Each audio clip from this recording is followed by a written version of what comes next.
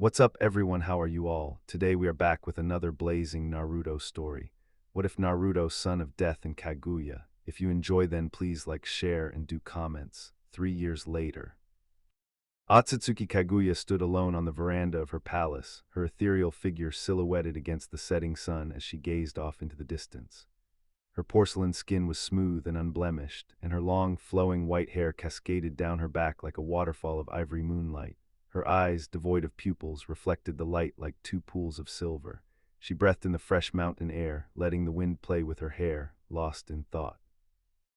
With a deep sigh, she turned and made her way towards the grand sliding doors that led inside, her every step graceful and effortless. A wave of her hand caused the large sliding doors to open of their own accord. She glided through the hallways, her flowing white robes trailing behind her like clouds. The palace was empty as it usually was, except for a handful of servants who dared not speak to her unless she spoke first. She reached her sitting room and sank onto a pile of plush pillows, her hair splaying out around her like a white halo. But despite her regal appearance, a deep sense of unease seemed to weigh on her. "They will come eventually, within 3,000 years," she murmured to herself, her voice low and melancholic, her delicate eyebrows knitted together in a frown, betraying her inner turmoil. She shook her head, banishing the thoughts that plagued her mind. Now was not the time for such musings. Yet her mind couldn't help but drift to her past mistakes. She remembered her ill-conceived plan to use the Kaminoki, a dangerous weapon, to turn the world into an army against her family. The memories left a bitter taste in her mouth, and she frowned with regret. Looking back, she knew her plan had been foolish, but it had taken her own children pointing out the obvious flaws in her panic-driven idea. After all, Otsutsuki consumed hundreds of Kaminoki from countless worlds, so trying to use the power of just one against their combined might was futile. At the time, however, she had been insistent that it would work, and had even grown angry when her children had seemingly opposed her. Her eldest, Hagoromo, only a young boy at the time, had been unfazed by her outburst and had calmly posed a question: how easy would it be to destroy every human on the planet? She had answered without hesitation, utterly confident in her immense power as the avatar of this world's Kaminoki. But it was the looks on her sons' faces that finally made her realize the true magnitude of her madness. If she could destroy an entire race with a single fruit, as weak as she was, it didn't matter what she did. Her family would easily obliterate the planet. The realization had hit her hard. Kaguya smiled slightly, her eyes raised to the sky overhead, her vision unobstructed by the palace. "The verity of the matter is, I harbor no desire for the annihilation of humankind." Have you ever wondered about a different side of Naruto's world? Welcome to Ninja Seduction on Patreon. We create mature, thoughtfully written what-if Naruto stories, along with exclusive comics and premium quality audio. Our community is interactive. Members can vote in polls, share ideas, and help guide future stories. If you enjoy creative storytelling and a more grown-up ninja experience, we'd be happy to have you join us on Patreon. The link is provided in the description. For they are a singular race, imbued with a plethora of emotions, such as love, hope, and resilience. She reminisced on her extensive voyages with her kin, where she had encountered numerous civilizations before they were destroyed. Eventually, the revulsion she felt had become too overpowering, causing her to flee across the expanse of galaxies. Although this world too is rife with enmity and suffering, it is the presence of these ills that allows for the emergence of felicity. One cannot bask in the light without first enduring the darkness. A voice came from the other side of the ornate doors. "Mother, may I come in?" Kaguya recognized the voice and smiled. "Yes, my dear," she answered in a gentle tone. The doors opened and her son, Hamura Otsutsuki, walked in and bowed to her. Hamura was an impressive sight to behold, standing tall with his pale skin and distinct features. He had a unique appearance with his hairless brow ridges, white hair, and small, horn-like protrusions on his forehead. His bangs were short and hung to the left side of his face, while a chin-length lock draped over the right side. One could not help but notice his piercing gaze, as he inherited his mother's renowned Byakugan in both eyes. Hamura was dressed in a light, full-length kimono with a striking pattern of 6 black magatama around a high collar, which accentuated his pale complexion. His dark pants provided a contrast, completing the ensemble. A sword in its sheath was strapped to his left hip, suggesting his readiness for battle. At just 17 years of age, Kaguya's precious son was already an imposing figure with a commanding presence. "Mother, dinner is ready," Hamura announced. Kaguya raised an eyebrow. "I thought we had servants for such trivialities. Why did you come personally, my son?" Hamura's cheeks reddened with embarrassment as he spoke. I prepared dinner myself," he admitted sheepishly. Kaguya's face lit up with joy and surprise, her radiant beauty shining through. She stood up gracefully and glided across the room to embrace her son, causing him to freeze in shock at her uncharacteristic display of affection. He quickly recovered and hugged her back, basking in the warmth of his mother's embrace. Since her panic due to the impending Otsutsuki attack had been quelled, Kaguya had become more open and attentive to her duties as a mother. They were still working to prepare the world for the future, but they were also spending time together as a family. "Lead the way, my son," Kaguya replied with a soft smile, allowing Hamura to take her hand and guide her towards the dining area. As they entered, they found Hamura's brother, Hagoromo, already seated at the table, engaged in conversation with a small orange frog with a purple bead hanging from its neck. A small white snake sat beside the frog. Upon noticing their arrival, the animals bowed respectfully to Kaguya. Kaguya's smile widened as her son led her to the head of the table, pulling out the chair for her to sit in. She thanked him, but her attention was drawn to the absence of the usual servants. Her senses expanded, confirming that they were alone in the palace except for the animals and people in the room. "Hamura-kun," she started to ask, but her son interrupted. "Don't worry about it, mother. I dismissed the servants for the day. Just sit back and enjoy," he said confidently, anticipating her question. Kaguya nodded, pleased that her son was taking charge and trying new things. She watched as he walked towards the kitchen and was surprised to see 3 semi-transparent versions of him separate from his body before becoming solid. Together, they disappeared into the kitchen.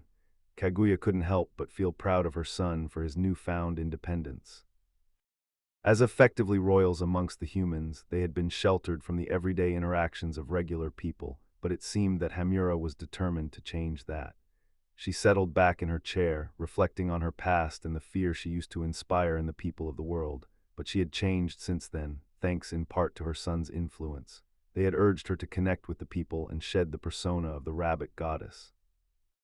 Her efforts had paid off in a manner of speaking, and now the people loved the goddess for her kindness. As she waited for the meal to be served, Kaguya watched her eldest son chatting with the 2 small creatures, a snake and an orange toad named Gamamaru and Hakuja. It was heartening to see her eldest forming relationships with them. She remembered how she had met them and dubbed them summons. Flashback. Kaguya gracefully floated a few feet above the lush grass, her sons Hamura and Hagoromo walking ahead of her. They were in a hurry to reach the meeting place requested by the leader of the Talking Toads. It had been a year since Kaguya had come out of her panic, and her sons had been busy exploring the world and discovering new things. One day, Hagoromo had come to her, excitedly telling her that he had found a talking toad that wanted to meet with them. Kaguya was intrigued and decided to join her sons on this adventure. As they hurried towards the meeting place, Kaguya couldn't help but feel a sense of excitement and anticipation. She had always been curious about the world and the creatures that inhabited it, and this meeting promised to be a unique experience. As they reached the meeting place, Kaguya landed gracefully on the ground beside the rock, her 2 sons with her. Hagoromo appeared to be searching for something, while Hamura stood by her side, patiently waiting. Despite her amusement at her eldest son's frantic search, Kaguya felt content just being with her sons. She could sense Hagoromo's thoughts and knew he didn't want to disappoint her by bringing her out here for no reason. But for Kaguya, just spending time with her children was enough. Kaguya smiled and addressed her son affectionately. "Hagoromo-kun, have you tried using your eyes?" She held back a laugh at his perplexed expression while Hamura nearly fell over laughing. Hagoromo clearly didn't understand what she meant and thought she was teasing him. To help him out, Kaguya activated her family's Byakugan with a thought, and the veins around her eyes only lightly pulsed.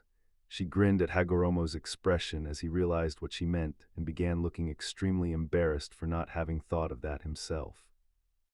A moment later, Hagoromo's Byakugan pulsed, and he gained near limitless 360 degrees vision. Hamura's Byakugan activated a second later, and they soon found the orange toad leaping toward them from a distance, clearly hurrying as fast as it could. They patiently waited and watched him hop through the trees before coming to a stop on top of a waist-high rock. The frog bowed deeply as he spoke. "My apologies for being late. Please forgive me." Kaguya's brow furrowed, and she said gently, "No need to bow, little one." Gamamaru nodded and introduced himself. "I am Gamamaru, leader of the Toads." Curious, Kaguya asked, "How are you able to speak? I have been here for many years and never found creatures that could talk like you." Gamamaru settled into a more comfortable position and explained, "There are many groups of creatures on this planet. We have been here for ages and developed the ability to talk and use nature chakra. We have our own homes and stick mostly with our species. The only interaction we toads have are with the slugs, snakes, hawks, and dragons." Hagoromo interrupted, "Why are we only meeting you now? Why have I never seen any other talking creatures?" Gamamaru replied, "You've never seen us because we hid when your mother ate the fruit of the Kaminoki. We were afraid of her power and feared what she might do with it." Kaguya apologized. "I deeply apologize for that. I'm sure my anger and fear could be felt for hundreds of miles." Gamamaru shook his head, seemingly dismissing Kaguya's apology. "You were afraid of the return of your family. It is only natural." Kaguya was startled. "How could you know that?" Gamamaru revealed then that he received a prophecy that concerned Kaguya, her children, and her family's eventual arrival for the Kaminoki. As Gamamaru spoke, the Otsutsuki family hung on his every word, their attention entirely focused on him. The toad had a grave expression on his face, his voice taking on a slight shift as he prepared to deliver the prophecy that pertained to them.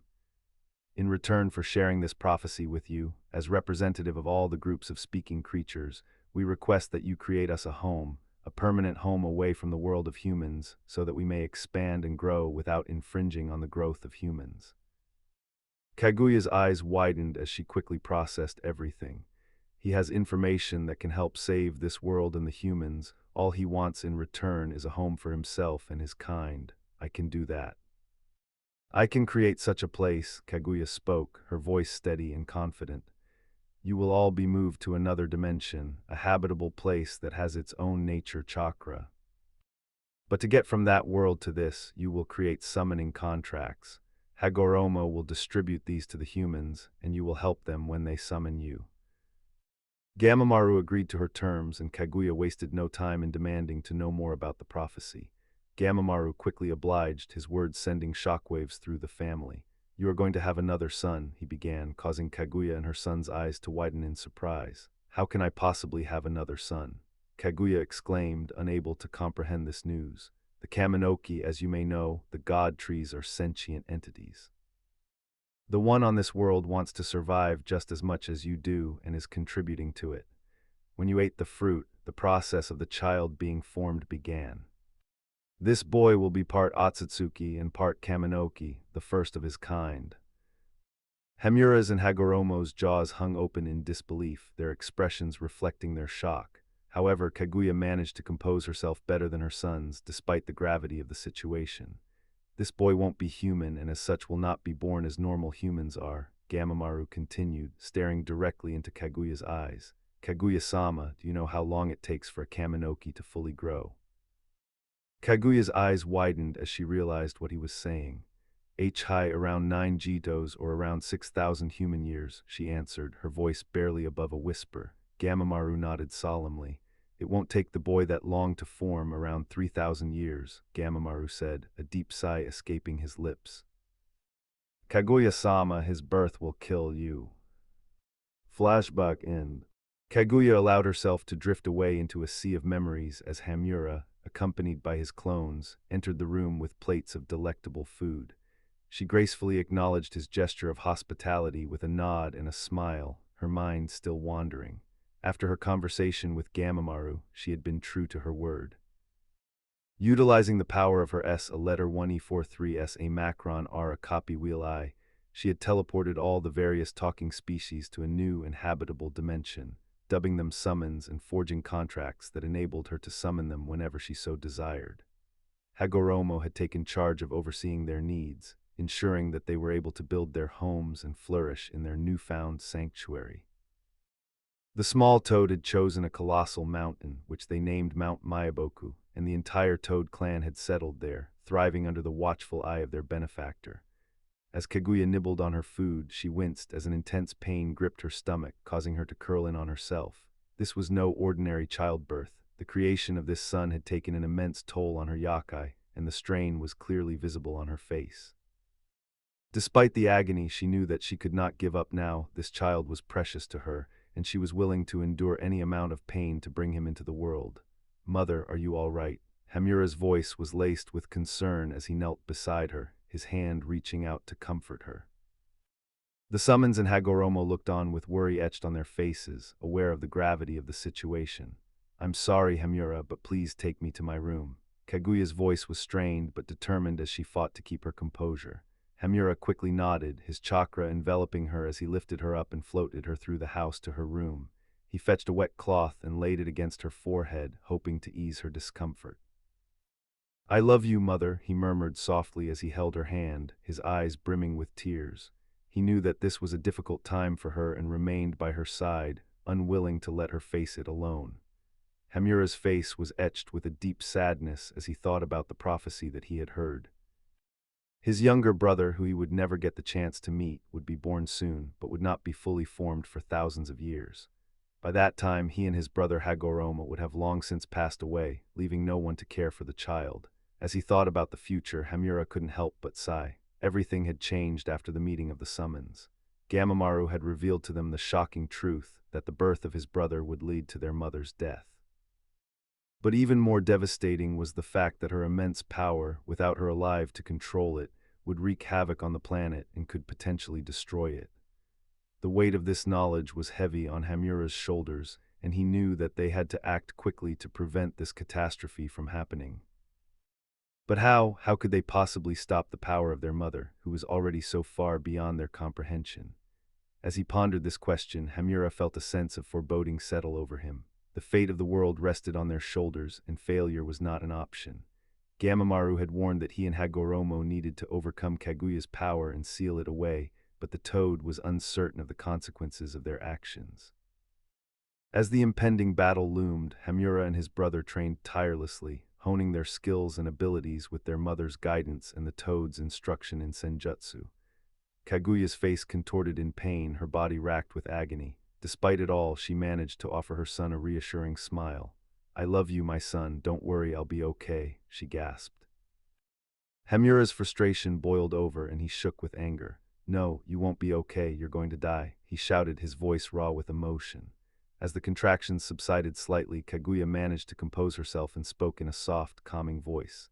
"Hamura-kun, my dear, I have accepted my role in the prophecy. I don't want to leave you and your brother, but I am proud of the men you have become. I am confident that you will take care of each other when I am gone." Her grip on the silk blankets tightened, and she took a deep breath before gesturing for Hamura to come closer.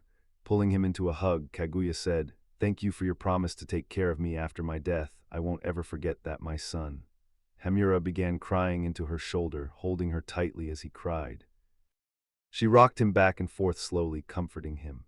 "I don't want to lose you, mother," Hamura sobbed. Kaguya pulled him closer to her. "Be strong, my son. Take care of the humans for me, please." Hamura nodded, pulling away and rubbing his eyes. "Thank you for dinner, Hamura-kun. I'm sorry for not being able to finish it," Kaguya said with a weak smile. "Don't fret about it, mother, I understand," Hamura replied, trying to smile back. He looked at his mother, her once vibrant beauty now faded and weakened by illness. The reality of her impending death hit him hard, and he couldn't bear the thought of losing her.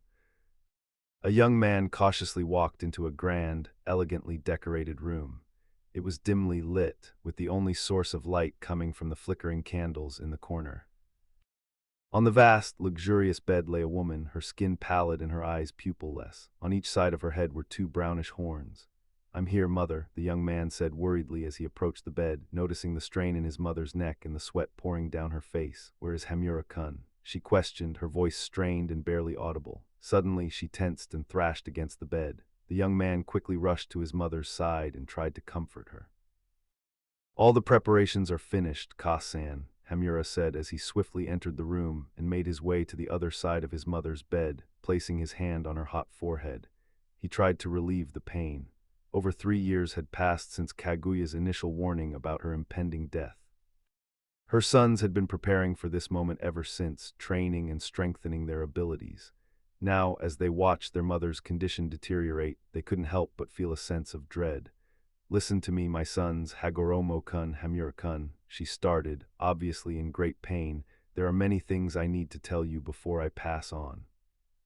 Both of her sons looked at her intently, Hagoromo holding her hand and Hamura wetting a cloth to put on her forehead. She smiled proudly through the intense pain she was feeling throughout her entire body as she looked at her two beautiful sons. They meant the world to her.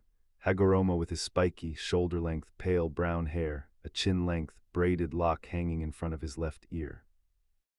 Both he and his brother had a pair of horn-like protrusions extending from either side of their foreheads and pupil-less white eyes like her. She grimaced as a wave of pain struck her and she tried to curl inwards on herself. The pain was so intense she was on the edge of screaming. With extreme force of will, she forced the pain back down, focusing on her sons' worried faces. "Don't worry, mother, we will not fail," Hagoromo said firmly, his voice thick with emotion. He looked at his mother with tears in his eyes, feeling powerless to help her as she suffered in pain. Despite his best efforts, her condition had only worsened, forcing her to stay in bed. He and his brother had done everything in their power to alleviate her pain with the help of their slug summons, but it seemed to be of little use. Hagoromo and Hamura gripped their mother's hands tightly, their faces etched with concern as they watched her struggle with the pain. "Hagoromo-kun, complete your dream, spread Ninshu to the world," Kaguya said, her voice strained. "And Hamura-kun, don't spend your entire life just protecting my body. I want you to be happy and have a family too." She grinned at the disgusted expression on Hamura's face. He had always been against the idea of getting married, but Kaguya had managed to persuade him otherwise. "Don't worry about me, my sons. I haven't told you this, but the Kaminoki has promised to look after me. I'm not going to suffer," she reassured them before another wave of pain hit her. This time the pain was so intense that Kaguya screamed and thrashed on the bed, her hair whipping around wildly. As she gave birth to her third son, a massive release of chakra exploded from her, causing her to rise off the bed. Hagoromo and Hamura tried to hold her down, but it was no use. The medical ninshu that Hamura attempted to use had no effect, and Kaguya's life force was rapidly fading. With immense effort, Kaguya managed to control her breathing and push the pain back. "He is born. I will soon die and the Jubai will break free. It will attack you, using my body to reclaim its chakra," she said, her voice weak but resolute. She clenched her fists so hard that her fingernails dug into her palms, drawing blood, but the pain eventually subsided and Kaguya was able to speak again. "I have faith in you, my sons. You have trained hard and you are both strong," she said, looking into their eyes. Hagoromo's eyes were filled with determination, his three tamo shining brightly within his red eyes, while Hamura's pupil-less white eyes reflected the same unwavering resolve. "Prepare the world for my family's arrival, lead the humans. I do hope they will not descend into war," she continued, her voice growing weaker by the moment. Suddenly she coughed up blood, staining her robes and chin. Her two sons rushed to her side, trying desperately to help her. "Your brother will defend us all from the Otsutsuki murderers. He shall save us all and lead us to a bright future. His name will be Naruto," Kaguya said, her voice barely above a whisper. She paused for a moment, gathering her strength before bringing her shaking, sweat-covered palms together. "With my last breath, I create my fourth and final son and bring him into reality," she exclaimed, her voice strong and filled with determination. "Benbutsu Sozo." With that, she roared, pouring every last ounce of her yaka and strength into this ultimate jutsu. Hagoromo and Hamura watched in awe as a black blob with two glowing yellow spots formed between their mother's hands. Suddenly, Kaguya let out a piercing scream and fell back against the pillows. Her skin grew pale and she slowly began to lose all color, her body expanding until it became a sphere on the bed. Hagoromo and Hamura watched in stunned silence as their mother's body transformed, and they could feel the enormous chakra radiating from the white sphere. "Run, she's turning into the Jubai." The urgent warning from the black blob jolted the brothers into action. It bolted across the ground and vanished into Hagoromo's sleeve. The brothers quickly sprang into action, rushing out of the palace to join the forces they had gathered outside for this very moment. They were greeted by a motley crew of creatures led by Gamamaru and his fighting toads, arranged by size from the smallest to the largest. Joining them were massive slugs, snakes, and 3 Genryu, the earth, water, and lightning dragons. The creatures tensed, ready for battle as they watched the palace with apprehension. "It has begun," Gamamaru declared sagely from atop a giant battle toad, his webbed hands forming a seal. The creatures looked on as Hagoromo's black shakujo materialized in his hands, and his eyes transformed into the Mangekyo Sharingan. Hagoromo was startled by a sudden burst of power by his side. Turning, he was amazed to see his brother wreathed in light blue flames, levitating off the ground with 5 truth-seeking balls floating behind him. "Oh ho ho, been hiding something, little brother," Hagoromo teased, his Suzanu's dark blue ribcage forming around him. "Can't let you have all the fun, can I, brother?" Hagoromo's brother chuckled before refocusing on the palace. Suddenly, the ground trembled with incredible force. The roof of the palace was hurled into the air, and a giant earthen-colored humanoid emerged from the dust, appearing to be decaying. The massive creature was clad in a robe and had numerous spike-like protrusions on its back. "May the Kaminoki watch over us," Hamura exclaimed as he and his brother led the charge against the giant creature. The being that had once been their mother rose to its full height, towering over all but the largest summons, and let out a deafening roar. "That is the Jubai's first form. You can only defeat it by sealing it," the black blob spoke from within Hagoromo's sleeve. "Understood. Little brother, if you can contribute to this battle, do so. Otherwise, stay safe," Hagoromo commanded as he leaped into the air and unleashed an 8-story tall fireball at the beast. The battle that ensued was nothing short of cataclysmic. The sheer force of the opposing sides shattered the ground, sending massive boulders and debris flying in all directions. The air crackled with electricity, and the sky was filled with smoke and fire. The toads, slugs, snakes, and dragons fought valiantly, their roars and screeches echoing across the land. For 7 long days the battle raged on. Summons fell left and right, their bodies battered and broken. Hamura himself came close to death, but it was this brush with mortality that sparked something within his brother. Hagoromo's eyes, once Sharingan, now evolved into the Rinnegan, the most powerful Dojutsu in existence. With this new power, he unleashed a flurry of devastating attacks that turned the tide of the battle.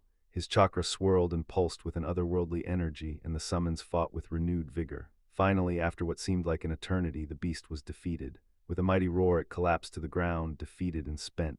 Hagoromo knew what he had to do next.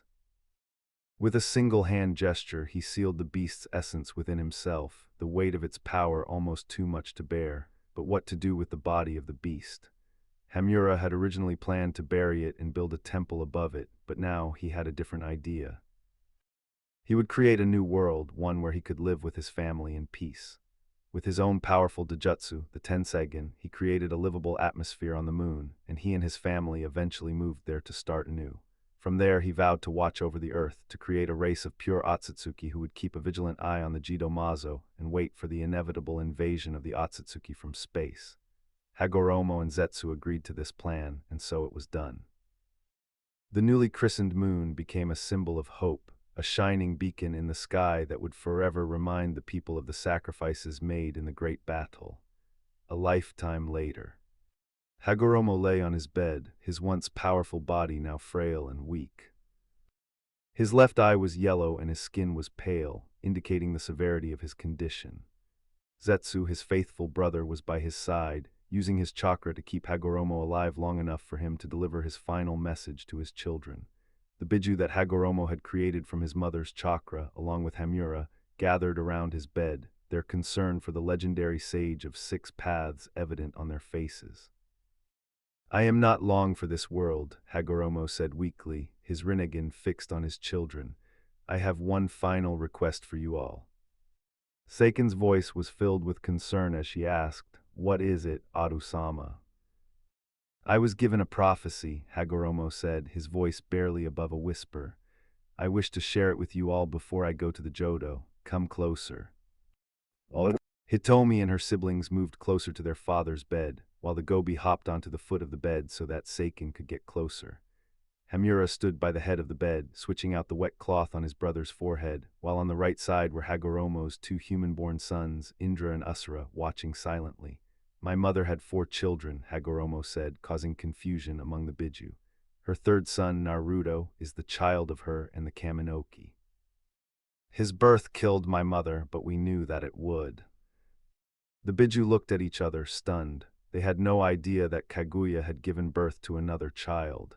Because he is the son of the Kaminoki, it will take him thousands of years to form, Hagoromo continued. My children, all of you in Zetsu, are immortal, and I want you to watch for my brother. Find him, care for him, and train him, for he will protect us against the arrival of the Otsutsuki. Do this for me, my children. The tailed beasts nodded in unison, lowering their heads in respect to their father. Hi Atasan, they said in unison. Hagoromo smiled weakly at them before breaking out into a coughing fit. Wait for him, for he shall take care of you, my children. Good luck, Hagoromo said quietly before his one visible eye closed and his body relaxed. Zetsu slowly slid off Hagoromo's body and formed into a blob on the bed. He has gone to the Jodo, Zetsu said quietly. Junsuin atachai dahai wa omitsukuru kodo ga dekamasu ka, everyone said in unison, paying their respects to the passing of the legendary sage of 6 paths. Thousands of years later. The harsh desert winds whipped sand into the faces of the couple as they trudged wearily through the endless expanse of barren terrain. Their home lay just beyond the horizon, a faint glimmer of hope in an otherwise bleak and unforgiving landscape. As they walked, the woman suddenly stopped in her tracks, her ears perking up to the sound of a faint wail carried on the wind. Do you hear that? She asked her companion, turning her head in the direction of the sound. It sounds like a child crying. Following the sound, they stumbled upon a scene that left them both stunned. A small infant with pale skin and horn-like protrusions emerging from his forehead sat abandoned in the scorching sand. His eyes were pale, almost pupilless, and his frail frame trembled in the relentless heat. The woman felt a pang of compassion for the helpless child. Who would abandon a child in the desert like this? She questioned, her voice full of emotion. He's sick and he's all alone. We can't just leave him here to die. No matter how strange he looks, he deserves a chance to live. The man hesitated at first, taken aback by the child's peculiar appearance, but he could not ignore the pleading look in his wife's eyes. They scooped up the infant, cradling him close to their chests, and continued on their journey towards home. As they walked, the couple could not help but wonder about the child's origins. Who would abandon a child with such unusual features?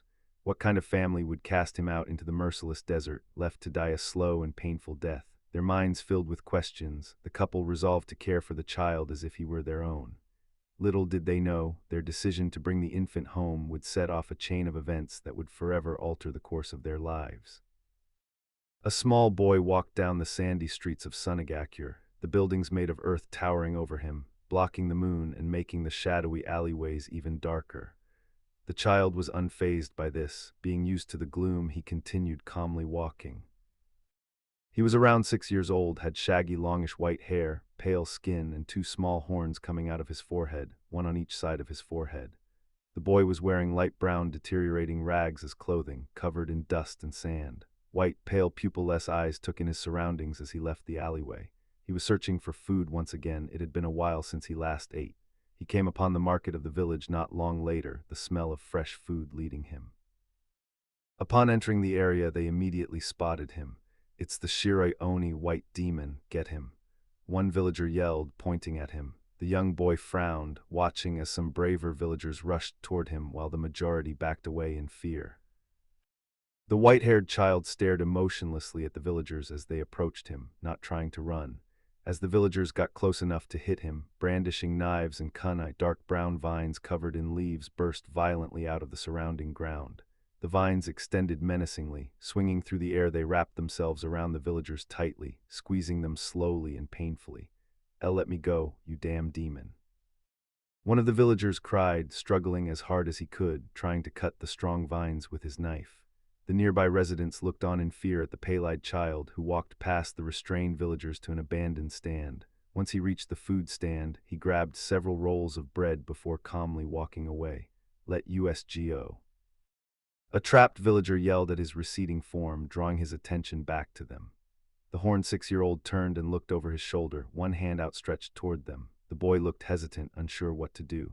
Let them go, Naruto, they're morons, not worth it. The white-haired boy pivoted sharply and saw the owner of the voice, a very tall man who had 2 distinctive red markings on the right side of his face, the only visible part of his head.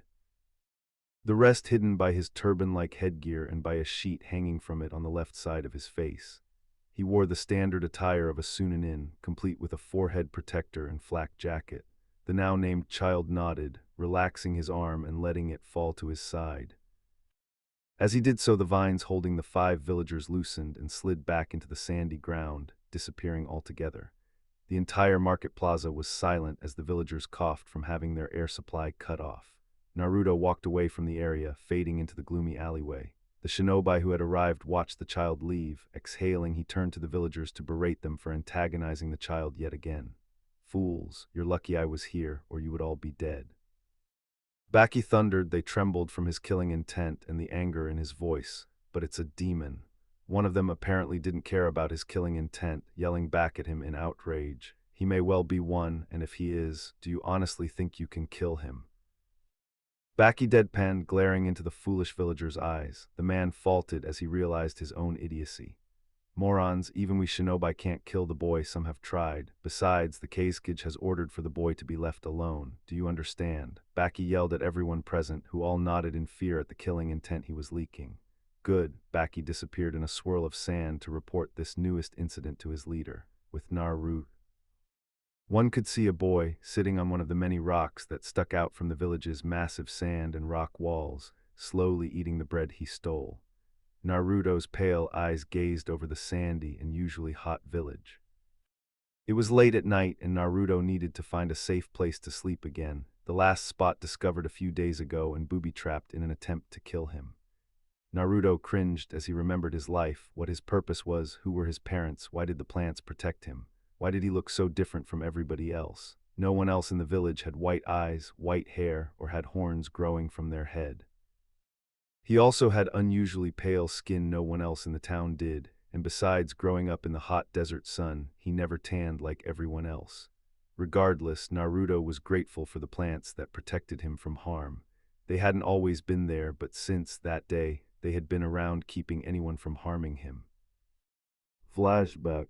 Naruto was 3 years old playing in the living room of his family's house. His Kasen was at the kitchen stove preparing lunch. He watched her with joy in his heart as she stirred the pot.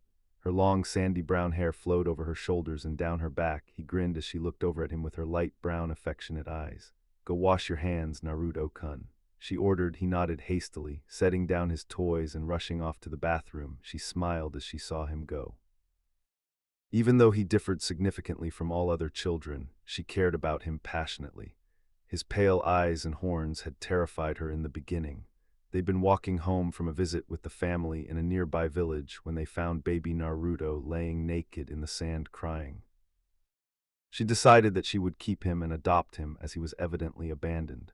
Curious as to why he had such pale skin, horns, and weird white hair, but it didn't matter to her. Both she and her husband were concerned about Naruto being seen negatively in the village. Because of this, they didn't let the boy play outside and he didn't have any friends. They were still debating what was to be done. She grimaced. Okay, sometimes they did take Naruto out in the village. 2 weeks ago, she had taken Naruto with her to the market like usual, making sure he wore a hood to cover his features. Naruto had excitedly walked along beside her, holding her hand and asking questions about everything. It had surprised them when he could talk, read, and write from a young age. As they walked down the market area to get food, a boy ran past them, possibly to his mother with something he wanted to buy, and tumbled into Naruto, knocking him over and his hood slipped off.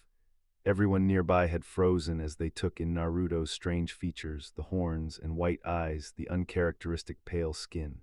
She had swiftly put his hood back on and left the square, dashing home. Since then she hadn't taken Naruto back out, but rumors about how he was a demon and evil moved about the village. She was frightened for her boy, but as long as she kept him inside, he should be safe. "I'm done, Kasan," Naruto called as he rushed down the hall to the dining table and hopped into his seat. His pupil-less pale eyes showed his joy at getting to eat, and she chuckled at his ecstatic expression. He's always loved eating. She mused with a smile. "Here you go, Naruto-kun, eat up. Tusan should be home soon," she said, putting a plate of food in front of him that he dug into with gusto. She sat down in her own seat and began eating. A couple of moments later, there was a loud crash at the front door and indistinct yelling. "Stay here, Naruto," Miyabe ordered sternly, getting up and moving to the door. As she got closer, she could make out what was being said. "Let us in, we know the demon's in there." Someone yelled in anger loudly. She heard another pounding sound. No, go away. Her eyes widened as she heard her husband respond, shooting to the door. She opened it. She could see her husband's back and four angry villagers brandishing weapons standing on their doorstep. Opening the door had been the wrong thing to do, for as soon as she did, the foremost villager punched her husband in the face, knocking him into her and both of them onto the ground. "Let's go, boys." One cheered as they filed into the house. Miebe tried to stop them but received a kick to the face. Kaa-san. Naruto's distraught voice cried out. She looked up at the entrance to the living room and saw Naruto standing there, eyes wide in fear and shock. "Run, Naruto." She yelled at him, but it was too late. One villager grabbed the boy and hurled him into a wall. "Kill the demon," one shouted as he stabbed a knife into the child. Oyakawa was dazed from the punch but fought through it when he heard Naruto's scream. Getting to his feet, he rushed the men, leaping and tackling the one who'd stabbed his son. He noticed from his close proximity that they were all drunk. "What the man yelled before his head struck the floor. "Hey, how fucking dare you?" One man yelled. Swinging his short sword, he sliced into Oyakawa's back, who released a yell in pain. The adrenaline still pumping through him to defend his son, he jumped back up, ignoring the pain, and leaped at the man. It was the wrong move. The drunk man moved the sword between them and Oyakawa impaled himself on the sword. "Tou-san, Noo."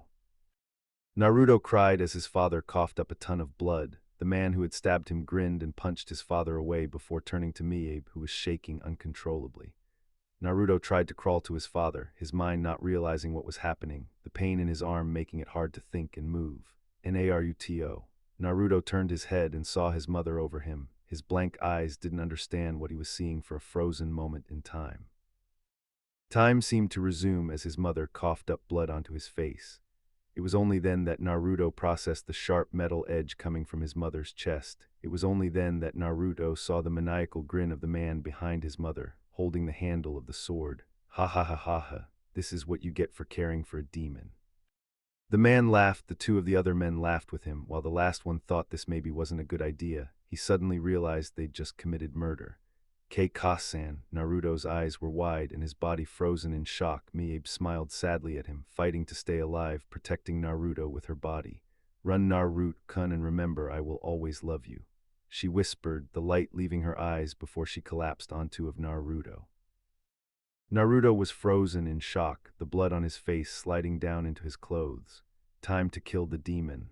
The man with the sword cried, sliding the sword out of his mother with a sickening noise and kicking her dead, lifeless body aside.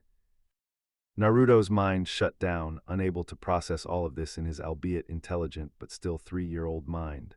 He did nothing, frozen in shock as they approached him and beat him, stabbing him and cutting his skin deeply. They enjoyed his screams, dragging their weapons through his skin. Naruto curled up into a ball as they took to kicking him repeatedly. Suddenly they stopped, the pain dulled and faded away. He could feel someone their sorrow. They were sorry. Naruto didn't understand, but he felt his bruised and beaten body supported by something soft. Opening his eyes, he found himself in a cocoon made of plants and vines. He watched with wide eyes as barbed vines broke out of the floor and walls. Almost angrily, the plants cut through his attackers and killed them, their screams only lasting for a few moments. Naruto passed out after that, unable to process the death of his family, the death around him, and the excruciating pain in his body. End flashback. Naruto shook his head, finishing the last bite of the bread. He had woken up after that in a cell. The man he came to know as Baki introduced himself. Naruto had been scared, and the plants had responded to his fear, his want to escape. The thick, thorny vines had tried to kill Baki, who had only barely got away, though he gained a thick cut across his chest. After that, the plants had attacked the cell wall, breaking it down rapidly and pulling him through.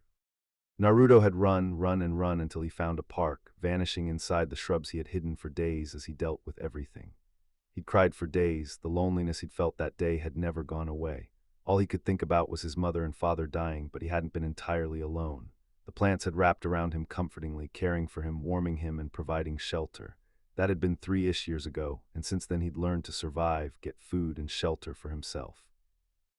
There had been several assassination attempts from villagers and shinobi alike, but the plants had always dispatched them with ease. The Kazekage, leader of the village, had noticed him and ordered his men to stop attacking him, though it didn't really prevent the villagers.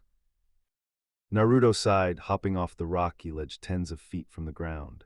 Free falling for several seconds, he was caught by plants that extended from the dirt, creating a soft landing for the young white-haired boy. Naruto rubbed one vine affectionately, deeply glad for them and the protection they gave him. I wish one day I could understand my life. I don't feel like I fit in here. I don't belong here, Naruto thought as he walked once again through the darkened alleyways.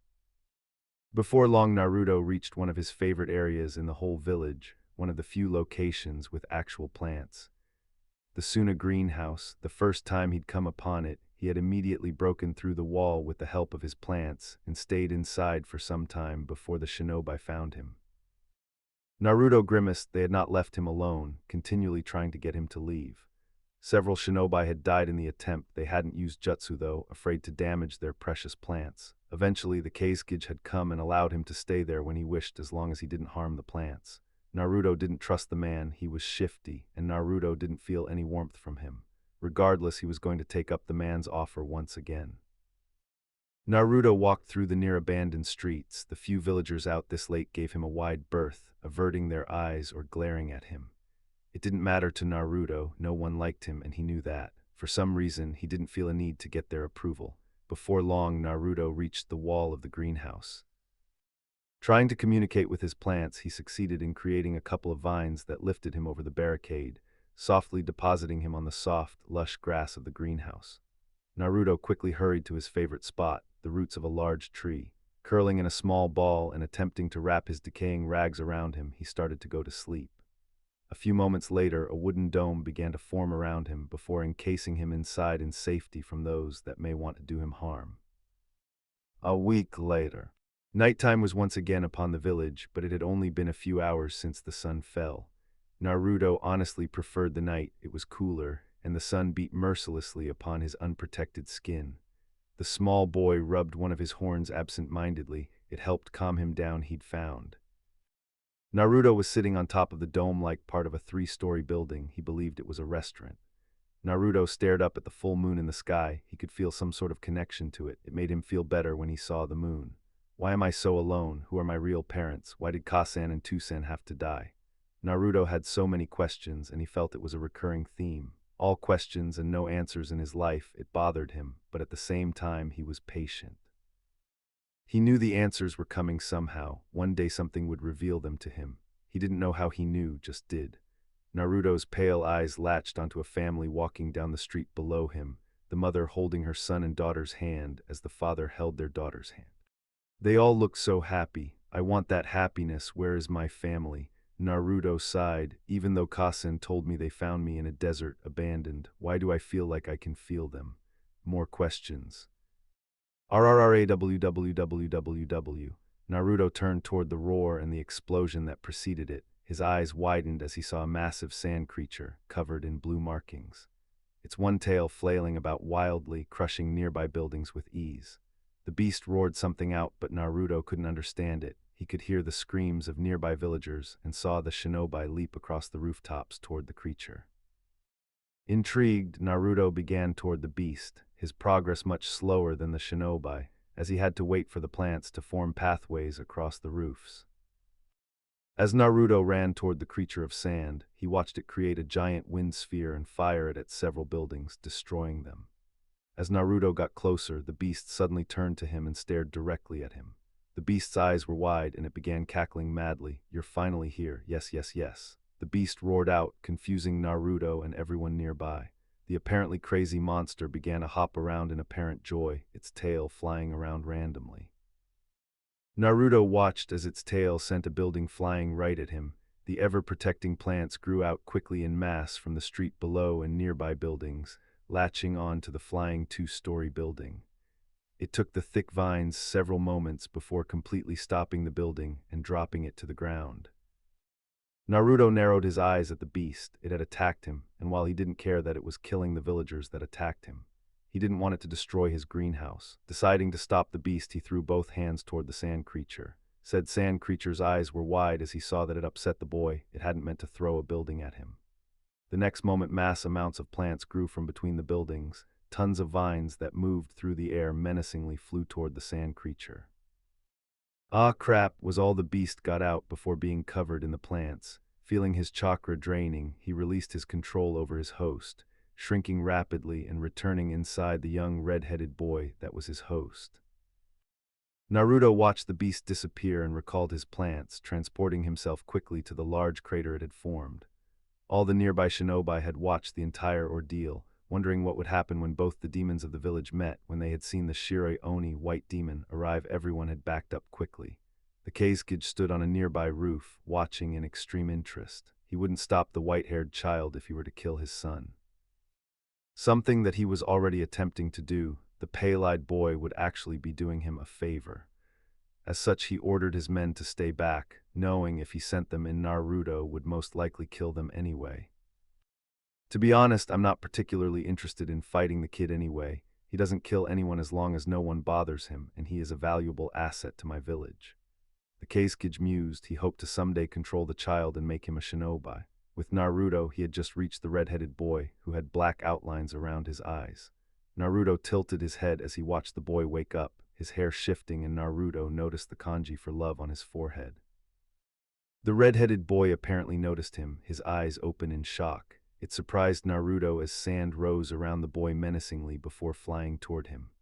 Naruto didn't move, and he wouldn't have been able to dodge fast enough either.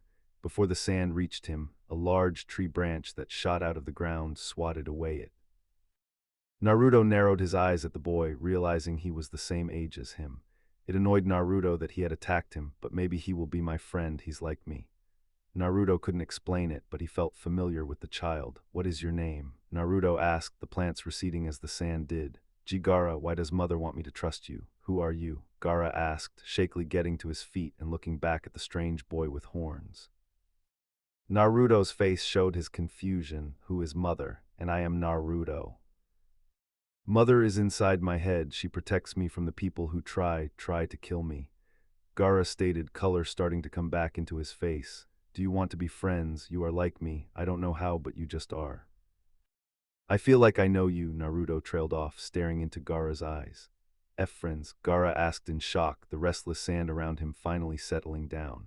Yeah, Naruto said brightly, walking toward Gaara. Scared of the boy, he backed up, but what astonished him was how the sand didn't attack Naruto. It seemed to even move out of his way. Trust him, Gaara. He will help you. He will be your friend. You don't have to be alone anymore. A voice reverberated in Gaara's head, Mother. Naruto reached out his hand, patiently standing in front of the red-headed boy. Gaara stared at him for a moment before shakily lifting his, and they shook hands. I don't know what being friends means, but I'm sure I can learn, Gaara stated as they both observed each other, a small smile on both their faces. Gaara could feel a connection to Naruto. He couldn't describe it, but he somehow knew he'd found someone who would be his friend, someone he could trust. I don't know either, I've never had one, but let's learn together, Gaara. Naruto said with a growing smile. Within Gaara's seal, the tanuki grinned. He's finally here. Am I the first one to find him? I'm awesome, he laughed happily. Finally, his Oji-san had arrived. I should stop torturing my host. I don't want to escape now. In the real world, Gaara and Naruto were walking together away from the crater. Gaara was leading Naruto to his house, and Naruto was saying that he didn't have to, that he was okay. Gaara was adamant, though, insisting that Naruto should live with him. They had plenty of room after all. The massive tanuki smiled as he could feel Gaara's determination. He didn't want to lose his new friend. Gaara, I am sorry for how I have treated you. You can sleep now. I will not try to escape anymore. The sand creature knew he had really messed up with his host, and he hoped that he could rebuild it with the boy. Outside the seal, Gaara stopped in shock, staring off into space, which concerned Naruto. Gaara, are you okay? Naruto asked, standing a bit ahead of his new friend. Yeah, just that, mother said I could sleep. Gaara's voice conveyed his shock at that. Naruto raised an eyebrow, confused at his friend's statement. She doesn't let you sleep. Naruto asked, visibly upset that his friend couldn't sleep. No, mother has never let me sleep before. Every time I do, she tries to escape. Gaara shook his head and began walking again. Naruto walking beside him as they continued toward Gaara's home. Doesn't sound like a very kind mother to me. Naruto muttered, but Gaara heard him and nodded. Within Gaara's mindscape, the tanuki cringed. He had a lot to rebuild with the boy. I'm sorry, I just wanted to escape.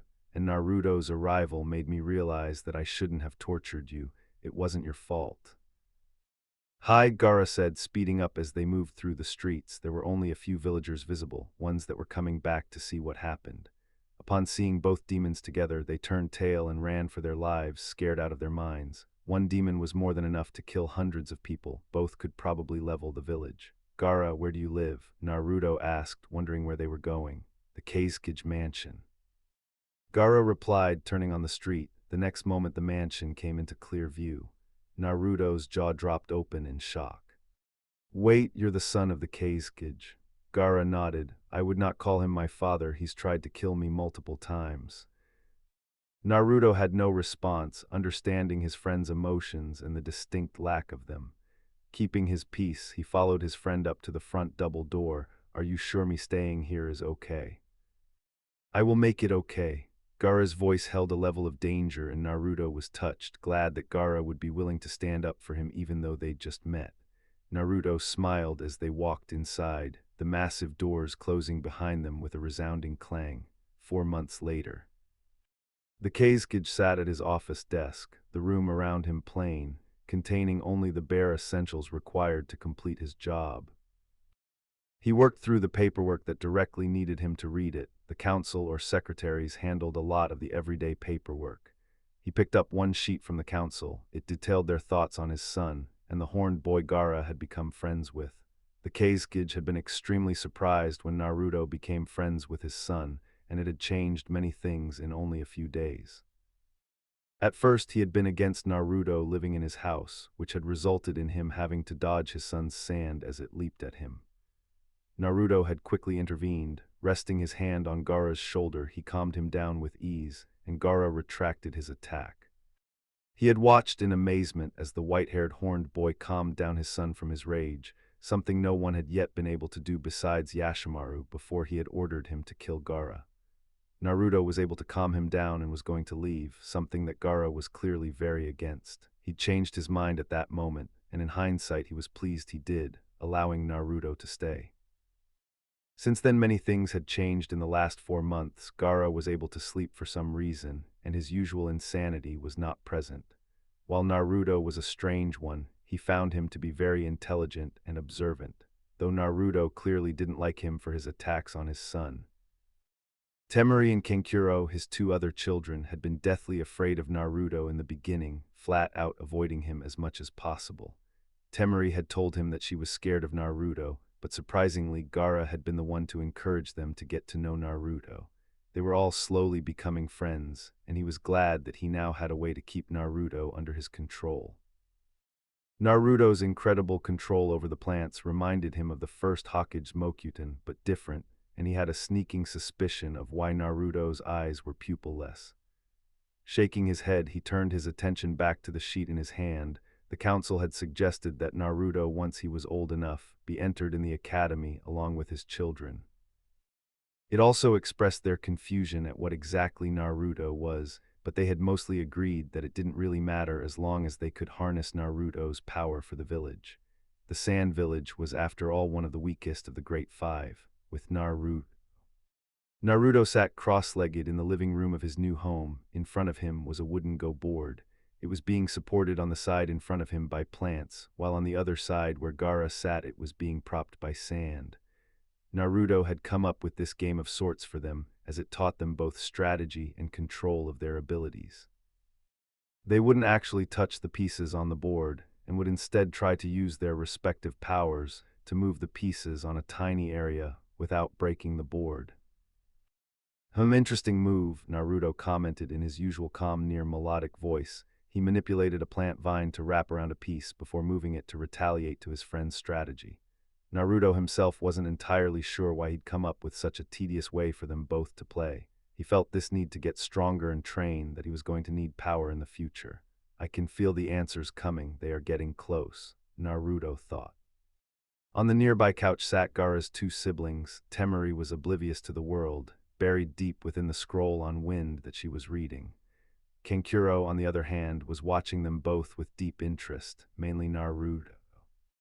Kankuro had been extremely afraid of Naruto in the beginning, seeing that Naruto's powers were eerily similar to his younger brother's sand defense. But he had come to like Naruto, and they got along pretty well. Kankuro, being older, had begun teaching both of them how to throw shuriken. "I have to thank Naruto again for becoming friends with Gaara," Since he did, I have actually been able to have a relationship with my brother. Kankuro thought, watching as the two boys concentrated on their board game. Naruto looked very different from how he did when they first met him. He had moderately shaggy white hair, which was somewhat long. His bangs were short and hung to the left side of his face, with a chin-length lock which hung from the right side of his face, and his two horns parted his hair somewhat. Naruto's pale eyes had creeped him out in the beginning, but he'd gotten over it. Naruto also had ashen skin which never tanned no matter how much sun he got. He has the hairstyle of Hamura Otsutsuki and Tonri Otsutsuki combined, but still the same facial structure as Naruto, minus whisker marks. Naruto's clothes had also changed from the rags that he had worn 4 months ago. Gaara had insisted that Naruto wear proper clothes. Naruto had nothing wrong with that, and both had gone shopping, taking a good deal of money with them from the house the second day after Naruto came to the mansion. Kankuro and Temari had feared Naruto and Gaara back then and were just happy they were out of the house. I'm willing to bet they probably had to threaten someone to give them Naruto's new clothes, Kankuro mused, as people were still terrified of them, now calling them the Demon Duo. Naruto had chosen clothes that were similar to the garb worn in Suna, but with his own style he had selected a white kimono, pale green sash, and black sandals. Kankuro honestly thought he looked pretty good in it. "Ah, I win again, Gaara-san," Naruto said, laughing at Gaara's annoyed expression, having lost yet another game to his friend brother. Gaara and Naruto had decided to become brothers as they felt this unexplainable bond between each other. "Want to go again?" Naruto asked, and before Gaara could answer, Kankuro cut in. "You guys want to go out and eat? I'm hungry, what about you?" he asked. "I'm fine with that, what about you, Gaara?" Naruto stood up and stretched, the plants holding up the board sliding back into the ground. "Let us go," Gaara replied in his usual straight-to-the-point tone, lacking its usually threatening undertone. Naruto had helped Gaara deal with the insanity that had been slowly consuming him, and being able to sleep probably helped too. Kankuro nodded and they left the room, leaving Temari engrossed in her scroll. They quickly left the large mansion, arriving on the street outside. People spotted them and backed away, scared of the two demons with their brother. No one dared threaten them. The demons were perfectly capable of defending themselves, and it was now illegal to bother either of them. The trio ignored the looks and made their way to one of the more popular restaurants in town. "So Naruto, what are you planning to do later on in life? I know me and Gaara, as well as Temari, will be enrolling in the academy," Kankuro said, turning toward Naruto as they walked. Naruto's pale eyes turned to him, and Gaara was paying attention, wanting to know what his friend planned to do. "When does the academy start?" Naruto questioned. "At 8 years old," was Kankuro's reply. "Most likely I will join you at the academy unless something changes," Naruto trailed off, gaining a thoughtful look on his face. "Naruto-san, can you please explain why you seem to think something is coming? You keep referring to something," Gaara asked, his curiosity evident in his voice. "I don't really understand it myself, Gaara. I have this feeling that the answers to my questions are coming. I don't know how else to explain it," Naruto replied. "How is Shukaku today?" Naruto asked, looking toward Gaara. "Sleeping again. It's almost all the lazy raccoon does," Gaara said and suddenly winced. "Okay, he's awake." Naruto grinned, yelling again. "Yeah," Gaara replied, holding a hand to his head. Gaara's relationship to the tanuki within his head had improved dramatically. Shukaku had pulled him into his head a week after meeting Naruto and introduced himself, apologizing for trying to break out all the time and torturing him. Shukaku had explained that he wasn't his mother and had gone on to tell Gaara the true story of his mother and how she loved him. Gaara had gone into a rage, wanting to kill his father for lying to him and genuinely losing any sort of caring he had for his father. Naruto had been the only thing that prevented him from attempting to kill his father, which he was grateful for, not wanting to lose himself to his emotions, as well as possibly dying. He wasn't strong enough to kill his own father after. Shukaku had told Gaara his name and promised to take care of him. Gaara had surprised the tanuki that day, asking if they could be friends. Gaara at the time still didn't fully understand the meaning of friends, but he wanted to be friends with the beast regardless. "Do you have to yell all the time, Shukaku?" Gaara complained, only causing the mischievous raccoon to grin and yell louder about absolutely nothing. "Arg." Gaara muttered, holding his head with both hands now in a way that was reminiscent of his insane rages. Naruto raised an eyebrow. You know you can cut the connection to Shukaku, right? He did say you could do that. Gaara facepalmed before cutting the connection to his insane inner demon. Thanks. Naruto nodded. Ah, we are here, Kankuro said, and so they had. Reaching the front doors of the restaurant, they walked in and found a table. The villagers within saw them but kept quiet, letting them be. It was a couple of moments before a waiter came to their table and quietly laid out menus for them. Naruto picked up his and browsed, ultimately settling on barbecue. Gaara got rice and Kankuro had some ramen. Giving their orders to the silent waiter, they waited patiently for their food to arrive. So Kankuro, how is training with puppets going? Naruto asked, gaining Kankuro's attention. The young boy's expression became excited. Awesome, puppets are so cool. Lady Chiyo is training me, and while I'm rather bad at some things, I think I'll become a great puppet master one day. Kankuro replied ecstatically. Naruto smiled. You said you were learning to connect chakra to the puppets. Naruto asked, a grin on his face. Yeah. Can you connect one to that lady's drink? Kankuro smirked as he caught on to Naruto's plan. Oh yeah, easy. Do what? A nearly invisible string shot out of Kankuro's finger and flew through the air until it latched onto the glass of the lady a couple of tables over. Kankuro waited until the lady went to grab her drink before moving it out of the way. Naruto and Gaara to an extent burst out laughing while Kankuro fought to keep down his laughter at the lady's shocked expression. He needed to concentrate on keeping the connection to the glass. The lady went for her drink again, and he moved it just out of the way once more. Her expression became angry, and she continued to grab for the glass. By the time she realized it was Kankuro's doing, Naruto and Gaara were laughing hard. Kankuro could see her rage at the prank in her face. It was amusing to see it quickly disappear as the woman realized just who was sitting at the table. Two of the Kage's children and the boy who had killed countless villagers is enough to stop anyone in their tracks. Kankuro turned back to the table as the waiter arrived with their food, and they dug in with gusto. 1 week later. Hey Naruto, here are the scrolls you asked for, Temari said, handing the horned boy a bag full of scrolls. Thank you, Temari, Naruto replied, taking the bag from her and sitting down on the couch. Naruto had decided he needed to have at least a basic understanding of chakra and shinobi life before he enrolled in the academy. He had the free time, and this was a productive way to spend it. Gaara sat in the middle of the living room mat a few feet off, sand swirling in a mesmerizing pattern around him. He had his hands held apart as he attempted to form his sand into different complex shapes as fast as possible, finding it immensely entertaining. At first he created a sphere, then a square, triangle, kunai, shuriken, sword, book, bowl, knife, and then a spoon. Temari smiled as she watched her sibling and his friend go about their activities, Gaara working hard to get a better understanding of his sand and Naruto reading intently. You two don't mind if I invite a friend over, do you? Naruto looked up from his scroll at Temari, seeing her unsure expression. I'm fine with it, Naruto replied before returning to the scroll. Gaara stared at her oddly for a moment before a small smile came to his face. Sure, Temari san. He said before returning to shaping his sand into a castle bit by bit. Temari smiled at the irony, Gaara making a sand castle. He'd have never even thought of something like that 4 months ago. Nodding, she made her exit, heading toward her friend's house to invite her over. A couple of hours passed as Naruto continued to read his scrolls. Gaara eventually moved outside and practiced throwing shuriken at the targets in the backyard. Naruto was distracted from his reading by the sound of the front doors opening. Laying down the scroll, he stood and moved through the halls.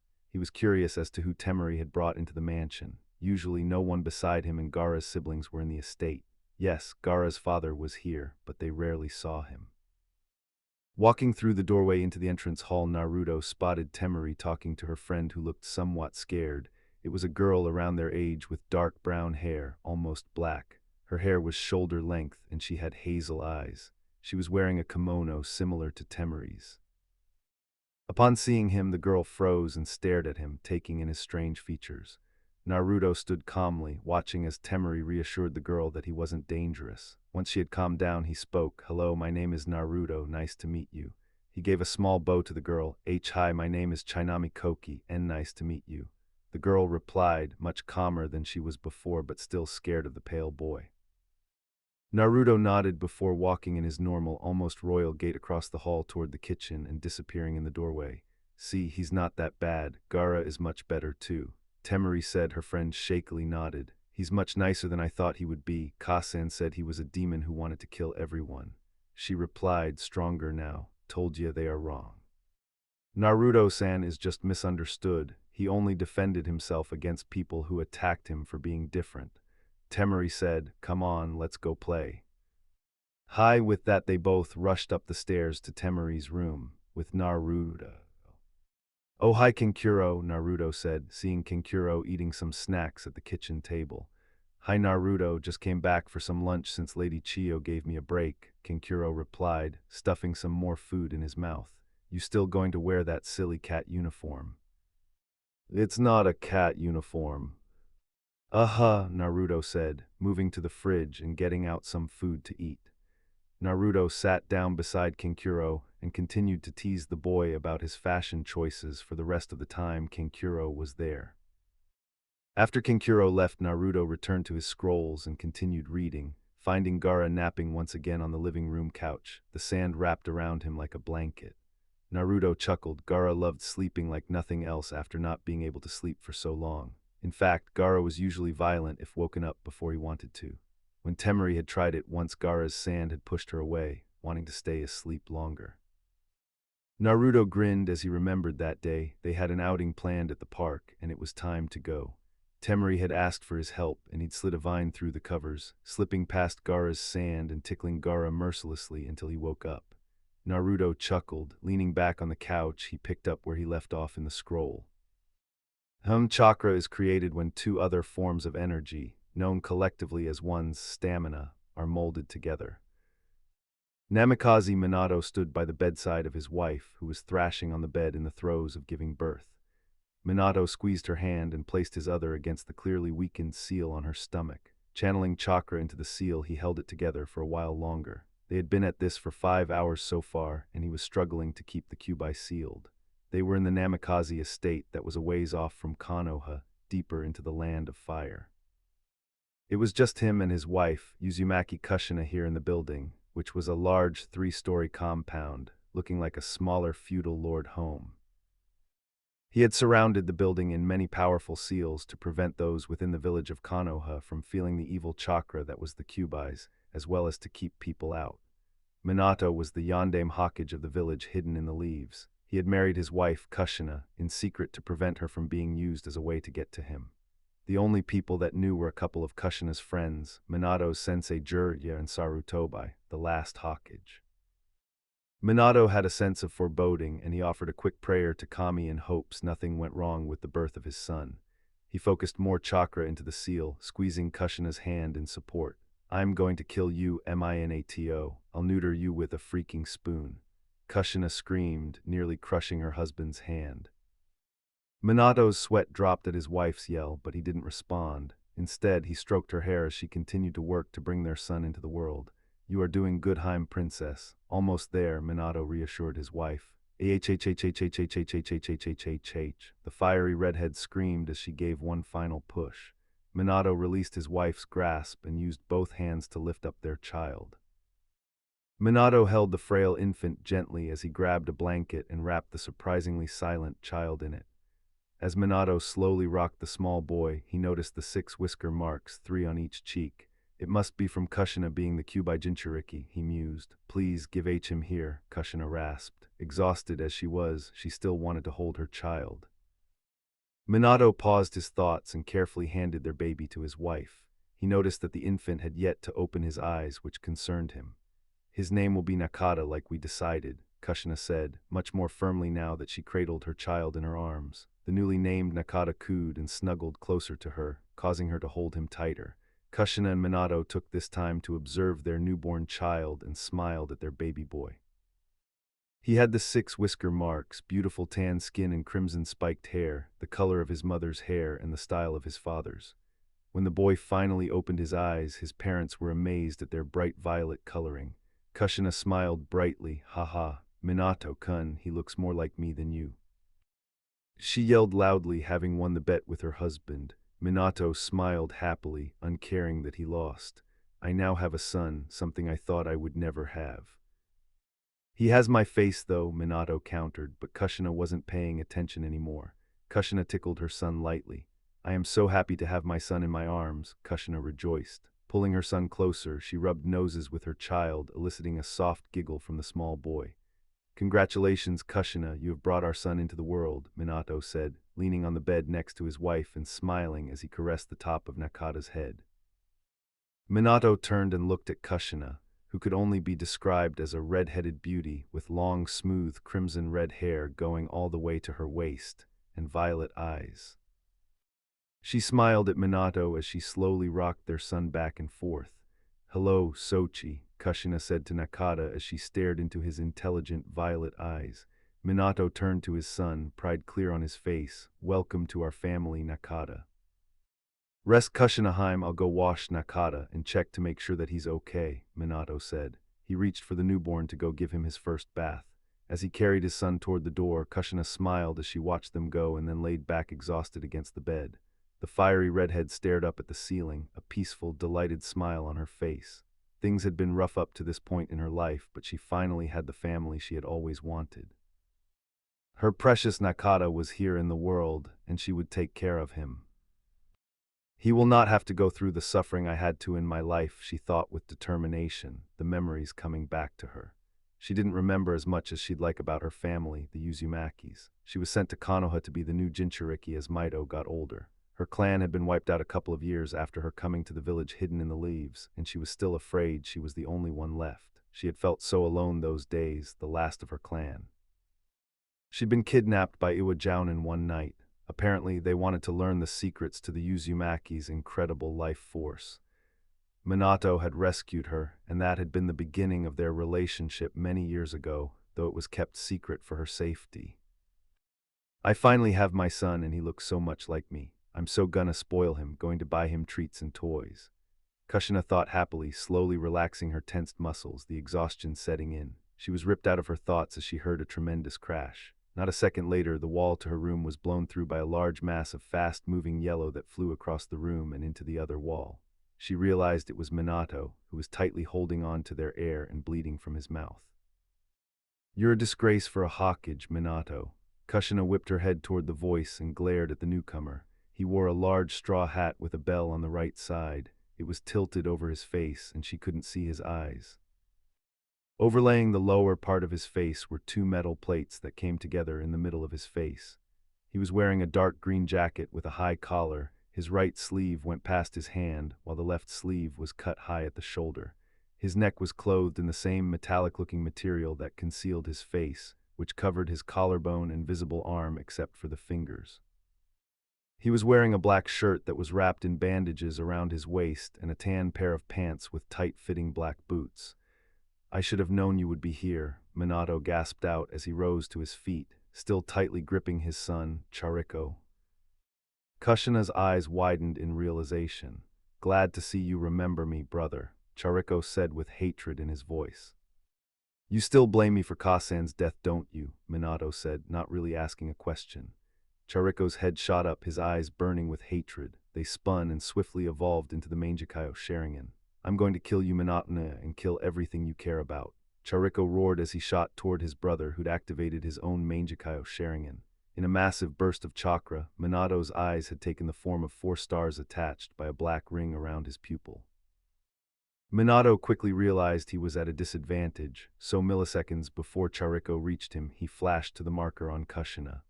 Just as he was about to hand her their son, he felt a blade against his neck. There was a standstill for a moment, Minato trying to figure out what to do. What the blonde hokage was not expecting was to be suddenly punched in the face by his wife, dropping their son in her lap and sent flying across the room once again. Oh, is this your brat, Minato? Chariko asked rhetorically as he grabbed up the silent child. Minato's head shot up, ignoring the pain and ringing as Chariko held his child roughly. He noticed that Kushina had a faraway look in her eyes and didn't seem to be processing anything around her. Damn it, he put her under a Sharingan Genjutsu. That's why she punched me. I need to get Nakata out of here. Minato thought desperately, but before he could do anything, his brother gained an evil look on his face. In a very swift movement, Chariko resummoned his katana and sliced off Nakata's arm. who loosed a horrible heart-wrenching scream as he was roughly dropped back on the bed, blood spewing out of his shoulder and onto the bed and Kushina's legs. "How does it feel, Nick-san?" Chariko yelled. The look of both hatred for his brother and sweet revenge was in his eyes. Minato flashed to Kushina again, grabbed Nakata and flashed away again. Minato's hideout. Minato appeared elsewhere in another bright flash of yellow light. He was greatly distressed, but made sure to keep a clear head. He had to for his family. Acting fast, he ripped off the sleeve of his hokage robe and quickly tied it around what remained of Nakata's arm in an attempt to lessen the bleeding. "I have to stop my brother, but I need to take care of Nakata first. Even if he kills Kushina, it's what she would want me to do," Minato thought grimly as he ran toward the supplies in his hideout. Nakata's screams tortured him. The sight of seeing his son in such pain was horrendous, and he was continually fighting to keep his emotions under control. Minato grabbed medical supplies from a nearby cabinet, quickly opened a bandage, and wrapped it around Nakata's arm. He then forced a blood pill down Nakata's throat to help with the blood loss. Using what basic healing jutsu he knew, he tried to lessen the bleeding, with Kushina. Chariko turned to Kushina, releasing her from his genjutsu. He wanted to see the pain and suffering in her eyes to savor it. She gasped as reality set back in. Realizing she had been put under by the man in front of her, she attempted to form a chain. It flew toward the man, but he merely sidestepped it. "Nice try," he said smugly. Grabbing her face, he stared into her violet, anger-filled eyes. The next moment they were both inside her mindscape. "Quite impressive that you were suppressing the Kyuubi and giving birth at the same time," Chariko said with respect as he watched the mental avatar of Kushina on the ground sweating as hundreds of chains from her back kept the Kyuubi pinned to the large platform he was on. "But I have need of the fox," he said. Locking eyes with the giant fox who was growling at him, he put it under a genjutsu. The Kyuubi's eyes changed to a different shade of red and gained 3 tamo. "No, you can't do this." "Why would you do this to your brother?" Kushina yelled as she panted, trying to hold down the Biju, who was trying harder to escape than before. "My mother was all that mattered to me. Minato didn't do his duty and defend her. He deserves to suffer," Chariko said emotionlessly. The next moment they were both back in the room. Chariko had his hand on Kushina's stomach, his hand glowing with chakra as he slowly started pulling out the demon fox. Kushina screamed as she slammed down into the bed, unable to control herself. She felt like every cell in her body was dying. Chariko smirked. In one great effort, he fully pulled the Biju out and threw the mass of chakra across the room. As soon as the red bubbling chakra left his hand, it started expanding rapidly, blowing through the walls of the house and sending the roof flying. A couple seconds later, the Kyuubi stood in what remained of the left side of the house. It merely stood there waiting for orders from Chariko. Chariko smirked as he walked out of the rubble, the ribcage of a blackish-blue Susanoo forming around him. "Let's burn down everything Minato holds dear, shall we?" Chariko said to himself as he leapt atop the remains of Minato's home. With a silent order, the Kyuubi let loose a massive roar and shot through the forest, bowling over trees as it went toward the village. "I will have my revenge," Chariko yelled, his Susanoo forming into the full skeleton. A moment later, he raised the fist of the Susanoo and punched the roof of the building below him, collapsing it all and destroying what remained of his brother's home before launching off after the Kyuubi. With Minato appeared above the collapsed house rubble in a bright yellow flash. Quickly taking in his surroundings, he realized that his house had been crushed. He had teleported to his wife's seal, so that meant she was under him. "KUSA China," Minato yelled frantically. Empowering his limbs with chakra, he lifted a large piece of a wall and chucked it dozens of feet away. He pushed another large block of rubble and could see red hair peeking out through the rocks. Activating his Sharingan, he was able to see her chakra network through the stones, though it was painfully weak. Rage filled his eyes and he created his signature jutsu in one hand. Rasngan. Minato roared as he struck the rubble, holding his wife down and sent it flying through the air out into the trees. There lay Kushina, one arm crushed, bleeding and impaled in multiple places, but thankfully still alive even after all she had been through. Minato fell to his knees as he cleared the last of the rubble and slowly pulled his wife away from the crushed building. "Kushina-heim, speak to me. Please, please talk to me," Minato nearly shouted. He was trying so hard to keep a level head, everything was falling apart around him. "Minato," he stole the Kyuubi H's using it to attack. Village, Kushina said weakly, as she stared up at her husband through half-opened eyes. Minato, you have to stop the fox to take care of our son, okay? She said as firmly as she could as Minato held her hand to his face and caressed her hair. Goodbye, Minakun, see you on the other side, she said, fighting off death for a little while longer. Neither of them noticed a darkness flit across the clearing and merge with Kushina's shadow on the ground. I will, Kushina, I will take care of him, I promise, Minato said, tears pouring out of his eyes. Go, my love, save the village, she said with a small smile. Minato was forced to watch the light leave her eyes, to feel her go limp in his arms. No! Minato roared in anguish to the sky, his eyes evolving to his Mangekyo Sharingan. His chakra flared violently around him as his eyes started bleeding and gained a dangerous look. His Susanoo formed around him, a bright yellow skeleton. Minato fought against his own emotions. It wouldn't do to go full Susanoo on the Kyuubi and damage the village. At the moment, though, he was having a hard time caring about whether or not the world knew he had a Sharingan. He dispelled the Susanoo and picked up his dead wife. In a bright flash of yellow light, he disappeared and reappeared in his hideout. Nakata lay in a corner on a bed, still crying from the pain of missing an arm. Minato grimaced and lay his wife down on the bed next to his boy. As he checked the bandages, he missed noticing the shadow leaving Kushina's body and merging with Nakata's.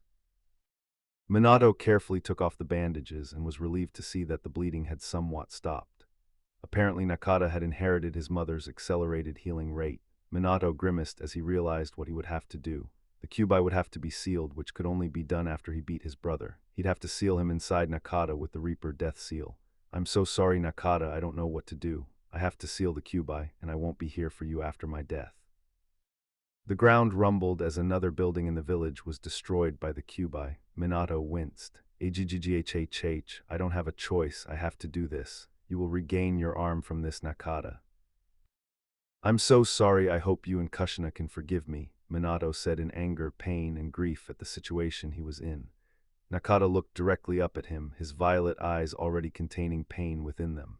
Minato sighed heavily, and moving around he began preparing for his battle. He had to win. If he were going to accomplish one thing before he died, it would be to win this battle with his brother so he could seal the Kyuubi.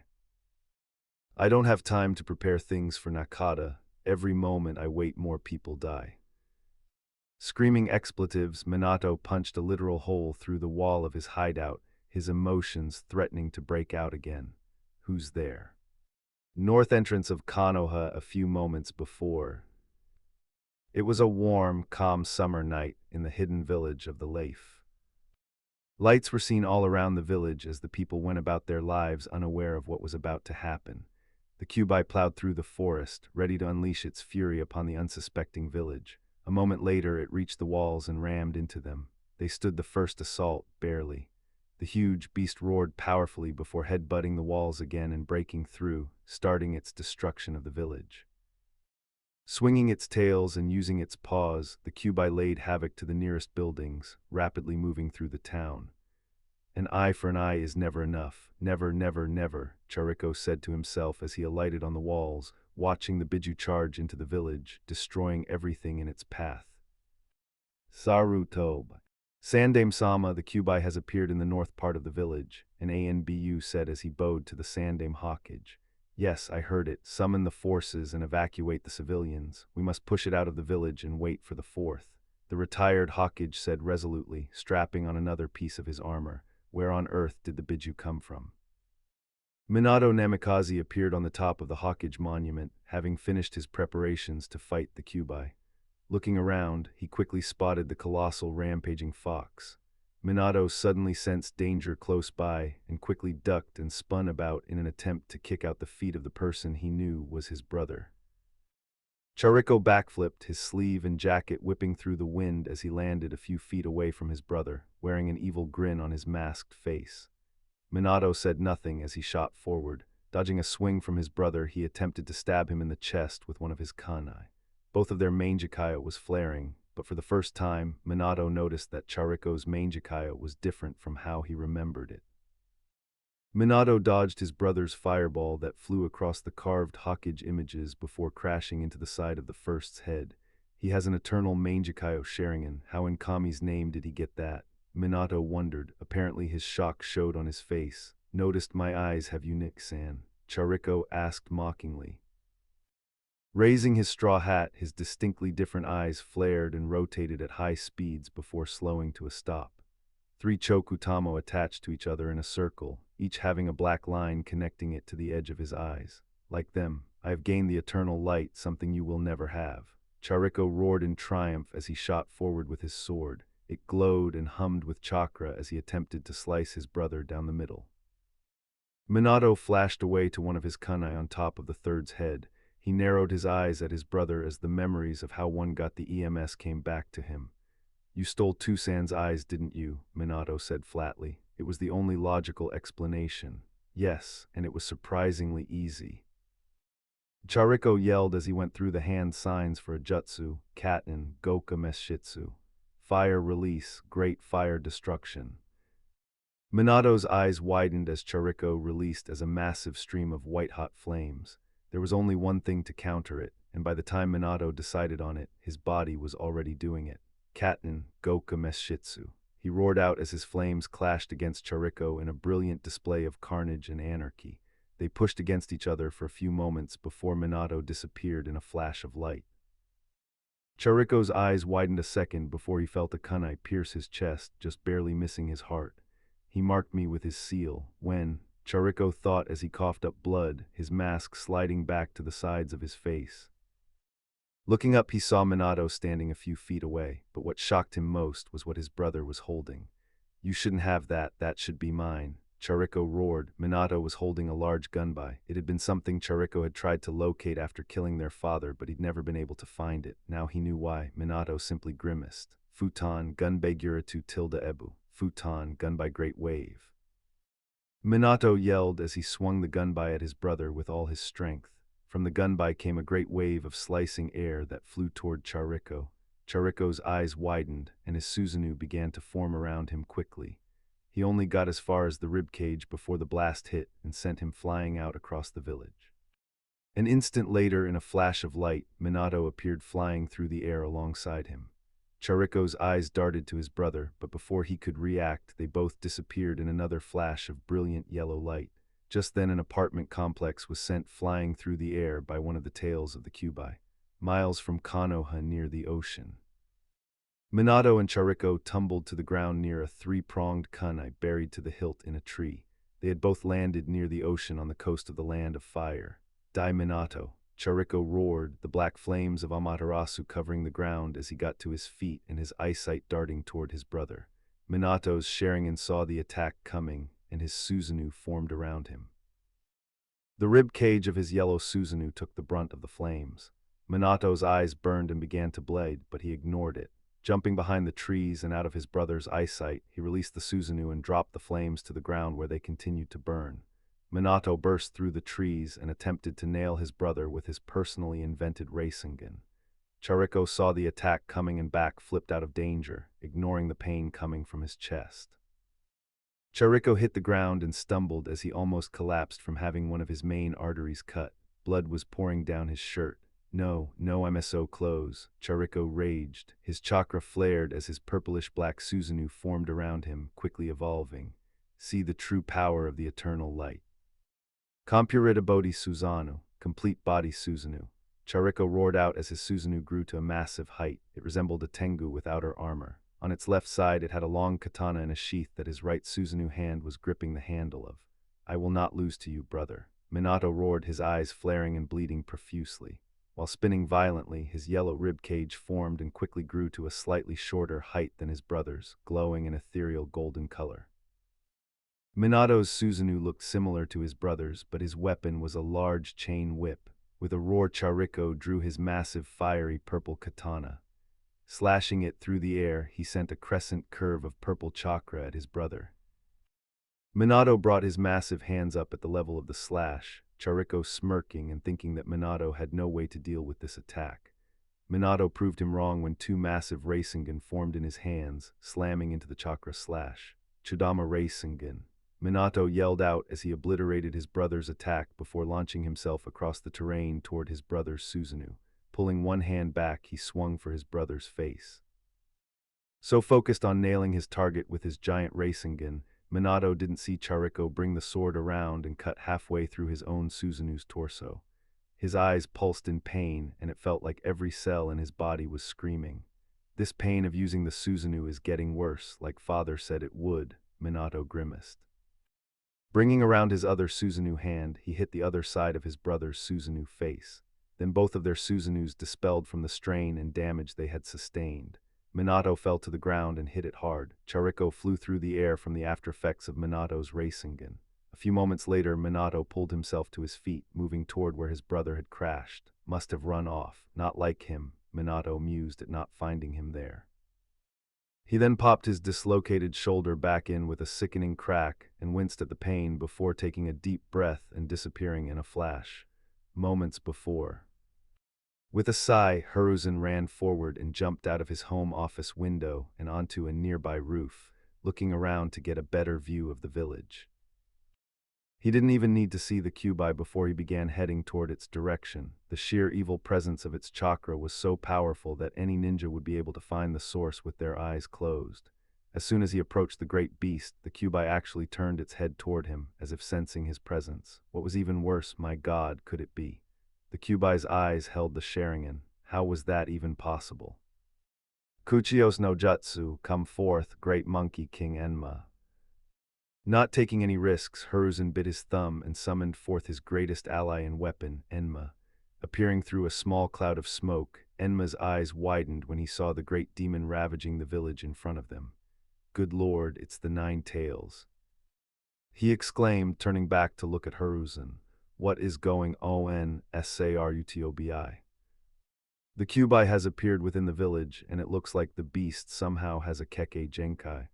Hiruzen quickly explained, pointing back to the giant fox. Look, the Kyuubi has the Sharingan.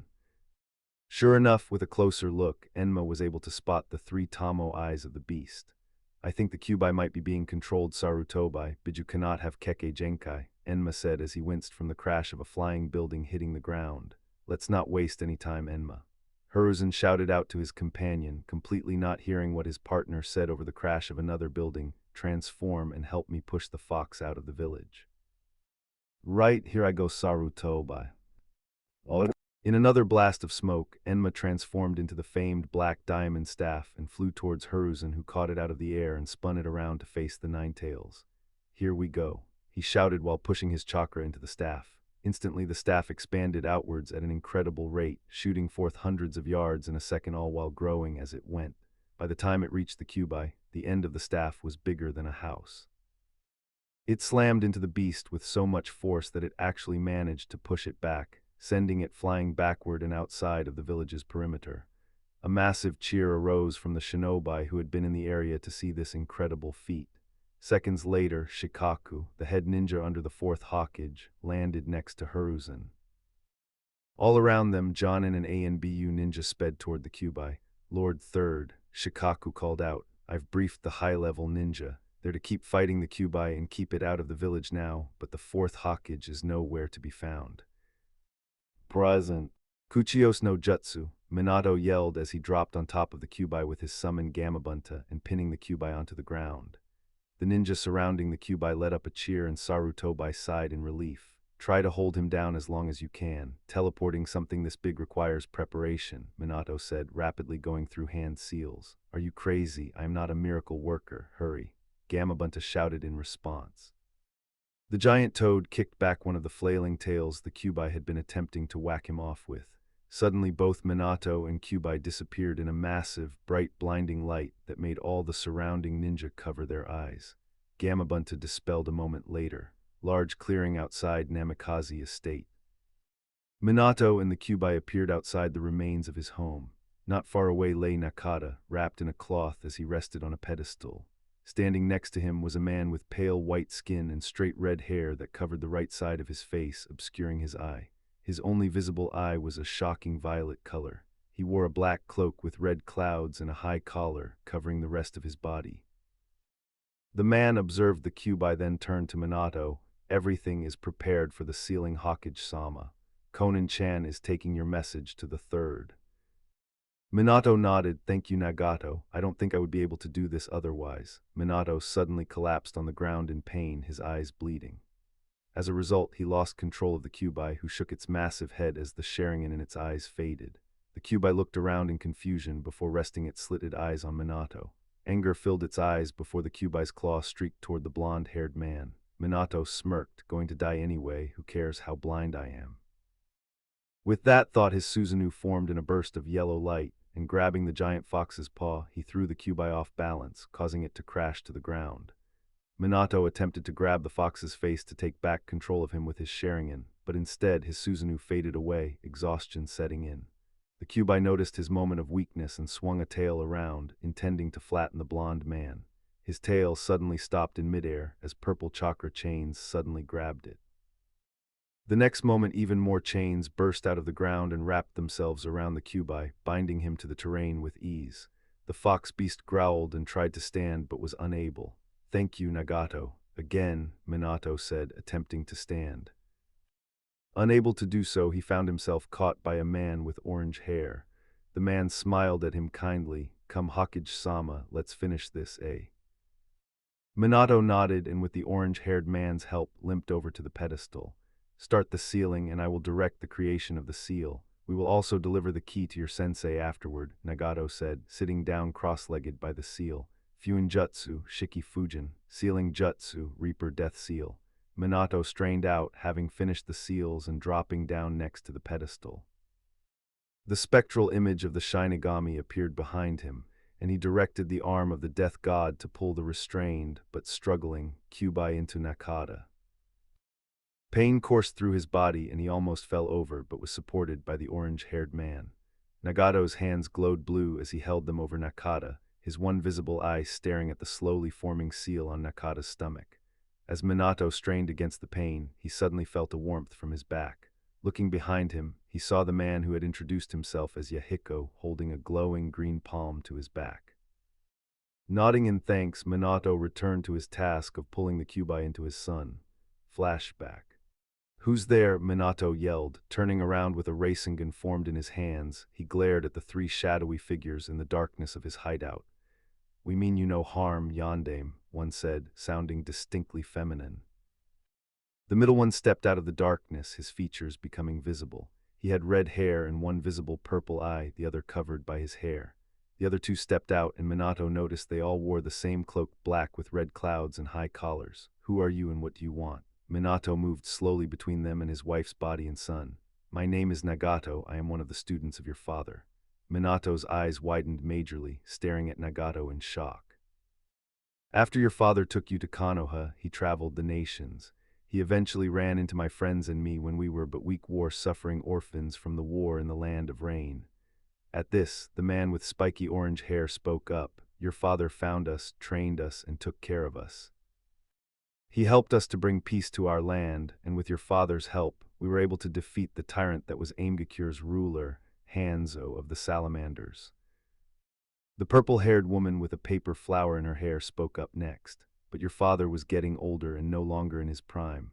The battle with Hanzo, even with our help, took much out of him. That is when your brother struck. He attacked your father out of the dark and stole his eyes before killing him. We were entirely unable to stop him." She trailed off, the sadness and regret clear in her voice. All three of their faces showed their pain at losing their sensei. "But Madara told us about you, and how you had become strong in Konoha. We kept tabs on you over the years as I eventually became the leader of Aimgakure. In fact, we were on our way here to introduce ourselves to you when we sensed the Kyuubi. Your father gave us a way to track you, and thus we found your hideout here." Nagato explained, his one visible eye looking past Minato at his bandaged son. "We wish to help you seal the Biju. I am extremely proficient in the sealing arts and can be of help. Konan here is very talented in a range of paper-style jutsu, and Yahiko is talented mostly in water-style jutsu," Nagato said, returning his gaze to the visibly relaxed Minato. "You're in Uzumaki, aren't you, Nagato?" Minato asked, surprising the red-headed man. He nodded. "But I didn't know about my heritage until recently." Minato smiled. "Which means you are related to my son, my wife." Minato suddenly trailed off, but Konan understood and changed the subject. "Hokage-sama, do you have a way to seal the Biju, presumably into your son?" Minato nodded in response. "I plan to use the Reaper Death Seal." Nagato nodded in understanding. If you wish, we can deliver a message to the third so that he understands what happened.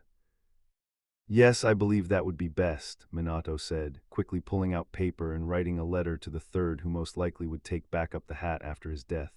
Go to my mansion with Nakata and prepare for the sealing. After I defeat my brother, I will teleport the Kyuubi there. Thank you for your help. Minato still had some misgivings about the trio, but he felt that he could trust them. Understood, Conan will deliver the letter, Nagato said. Taking Nakata from Minato, they quickly made their exit, heading toward the Hokage's mansion.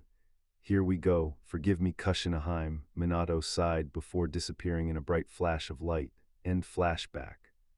Minato, what do you want us to do with Nakata? Nagato started, pulling Minato out of his thoughts and back to the task at hand. I hope that the village will see him as a hero. I explained it to Sarutobi in my letter. All I ask is that you take him to Sarutobi. He will know what to do and take care of Nakata. Minato groaned in pain and Yahiko poured more chakra into Minato. Understood, we will come and check on Naruto after a few years. I will look after my Oiko-san after all. Nagato chuckled, watching as Nakata's arm began to regenerate from the Kyuubi's chakra.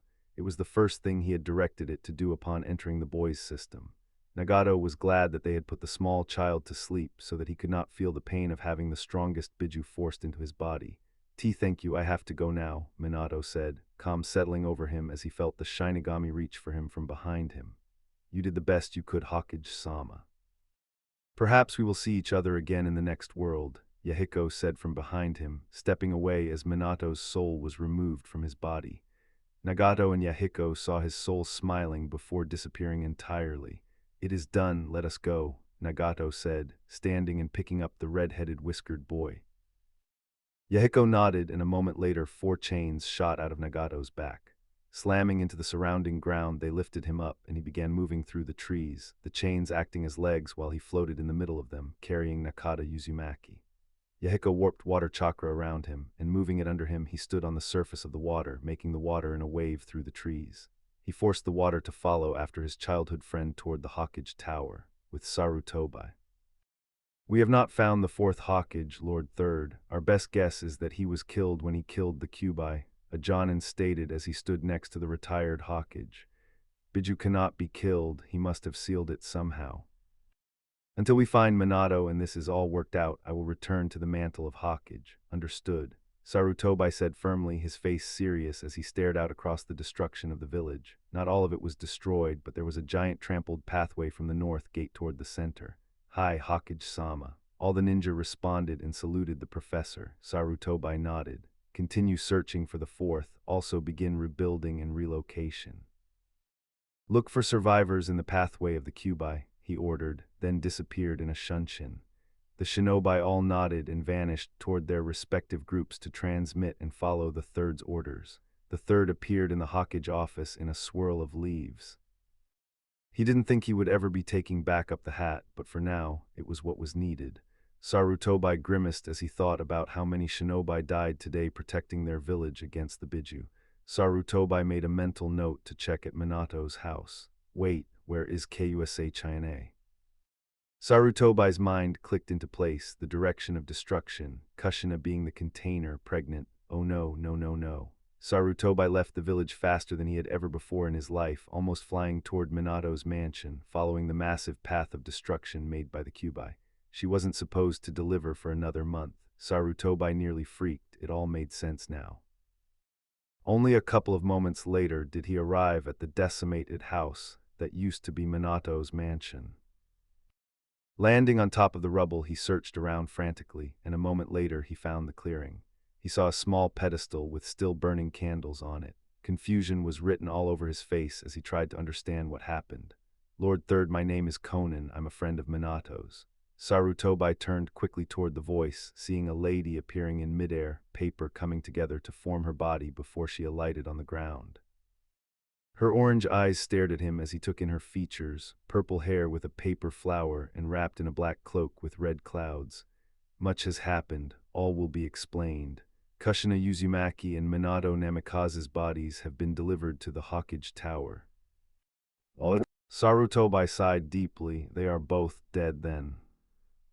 Conan picked up on his thoughts. Minato wrote you a letter before his death, which is also at the Hokage Tower. We arrived there just after you left, Conan explained. Sarutobi nodded and disappeared in a leaf shunshin toward his tower. Conan faded into paper and fluttered away. A few moments later, Sarutobi appeared within his office, the room different from how he had left it. On the two couches laid the bodies of Kushina and Minato. Kushina looked in terrible shape, and Sarutobi could easily tell that both were no more. Sarutobi was suddenly turned toward his desk at the sound of a baby crying. Sitting on his desk was a small basket, and within was a red-headed infant, 3 whisker marks on each side of his face. Picking up the child, he noticed a scroll with the Namikaze crest sitting by the basket. Sarutobi carefully held the boy and opened the scroll. Hello, Sarutobi, I regret to inform you that by the time you read this I will be dead. As you knew, Kushina was pregnant with our son, but things went wrong. I have never told you or anyone else this, but I have a brother, and I do know who my father is. I lived with him and my mother for 6 years before coming to Konoha. After Kushina gave birth to our son, my brother attacked, wanting revenge for our mother. My brother Chariko believes that I let our mother die in an attack from Iwa Shinobi years ago, which I didn't. Regardless, Chariko blames me for her death and has hated me ever since. My brother cut off Nakata's arm, and as I was trying to stop the bleeding, he pulled the Kyuubi out of Kushina. Now I know this isn't usually possible. You see, our father was Madara Uchiha, and both my brother Chariko and I possessed the Sharingan. At this, Sarutobi nearly dropped the scroll and baby Nakata in shock. Getting control of himself, he set the baby boy back into the basket and continued reading. I kept my Sharingan a secret for many reasons. It is likely that Nakata will also possess the Sharingan. Sarutobi, I want you to take care of my son. I want the villagers to see him as the hero he is for containing the Kyuubi. When Nakata becomes Chunin, I want his heritage explained to him and his inheritance given to him. While the mansion was destroyed, the basement still remains. I would also request that you rebuild the estate for Nakata to use one day. I am genuinely sorry for hiding things from you, Sarutobi-senpai. I hope that you can forgive me. All I ask is that you care for Nakata and make sure he has a good life. He must be known as Nakata Uzumaki until he is strong enough to defend himself. If his heritage is not kept a secret, then my brother will come back for him. Last thing, 3 students of my father are helping me with sealing the Kyuubi. The one named Nagato, is the new leader of Aimgakure, and he is in Uzumaki. He will be returning to the village in a few years to check in and introduce himself to Nakata. That is all. Minato Namikaze Uchiha. Sarutobi did drop the scroll at this point, shock clearly on his face as he processed everything that he had read. Turning back to the boy, he smiled. I promise Minato, Kushina, that I will look after your son. Again, Naruto. Naruto nodded and began running around the training course as fast as he could. Nearby in the training field, the children of the Kazekage were practicing. Temari was working on low-level wind jutsu with her new fan, Kankuro was practicing with his puppets, and Gaara was figuring out how to make sand armor a workable concept. Baki stood watching over them all, and Naruto was sprinting around the outskirts of the training field. All of them had switched into training clothes, and they'd been training for several hours. They were all determined to get stronger, and Baki was struggling to come up with lessons fast enough. Baki had been uneasy about training them all when Temari had first requested it to her father. Baki had been in the office at the time, and he knew he would get assigned this job. Training the children of the Kazekage was a great honor, but it also meant he had to be wary of dying. 2 out of the 4 children could kill him if they really wanted to. Both had killed hundreds of civilians and shinobi. The Kazekage had agreed to the request, predictably assigning him as their teacher until they entered the academy. That was 6 months ago, and all 4 of them had since grown much stronger. Baki had taught them how to channel chakra to their ears, eyes, and muscles to improve them. That had been when Naruto activated his Dojutsu, which was, in fact, the Byakugan. The Kazekage had been ecstatic when he read Baki's report on their training. Naruto was definitely a significant asset to the village's military. Naruto's Byakugan didn't pulse out the veins around his eye like the Hyuga's clan Byakugan, surprisingly. The Kazekage had made the fact that Naruto's eyes were the Byakugan an S-class secret in the village. Only a few people knew this because the Kazekage didn't want spies from Konoha, or worse. Naruto, enough, take a breather and then you will spar with Kankuro, then Temari with Gaara, Baki ordered, getting acknowledgments from his students. Hi, Baki-sensei, Naruto replied, his voice flat and monotone. Baki kept his composure, used to Naruto's dislike of him. He didn't understand why Naruto seemed to dislike him, but it didn't worry him. Naruto followed orders without objection in regards to training, and nothing more was required of him for now. Naruto moved to a tree and sat down, the shade around him expanding as the tree literally bent over him. Naruto's control over all plant life still amazed Baki. The plants themselves seemed to want to protect him, and would defend him from harm without him even being aware there was a danger. It was very similar to Gaara's automatic sand defense. Naruto leaned back against the tree trunk, staring into the crisp, clear blue sky, no clouds at all visible. He closed his eyes and let his Dojutsu rest. He practically always had it on because it didn't strain him, and being able to see everywhere was very useful. The beauty of it was that no one could tell that he'd activated it unless they looked closely and knew what to look for. Naruto let a faint smile come to his lips. He somehow knew that there was a specific reason for this.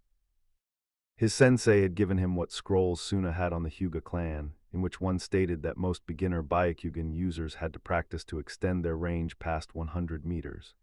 He'd found that his first day using it he could almost see all of Suna. With training he could see the gate guards. I can feel it, Naruto thought. Since the night he lost his parents he could sense this, being out in the far distance.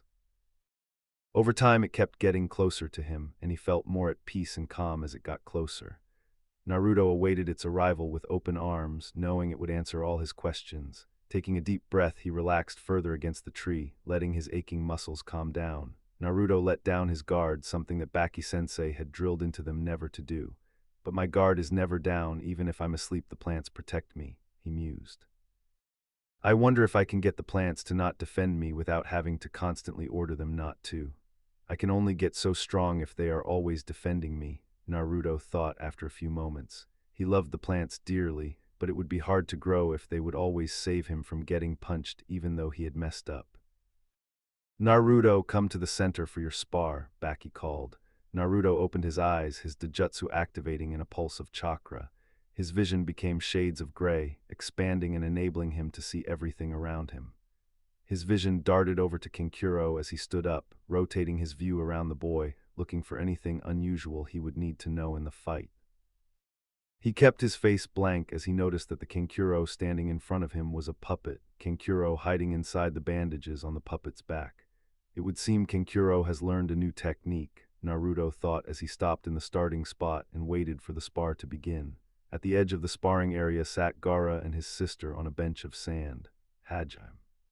Both Naruto and Kankuro didn't move, Naruto seemingly staring at nothing while in truth he was analyzing Kankuro from all angles and even from within the puppet, seeking to find all the new hidden traps.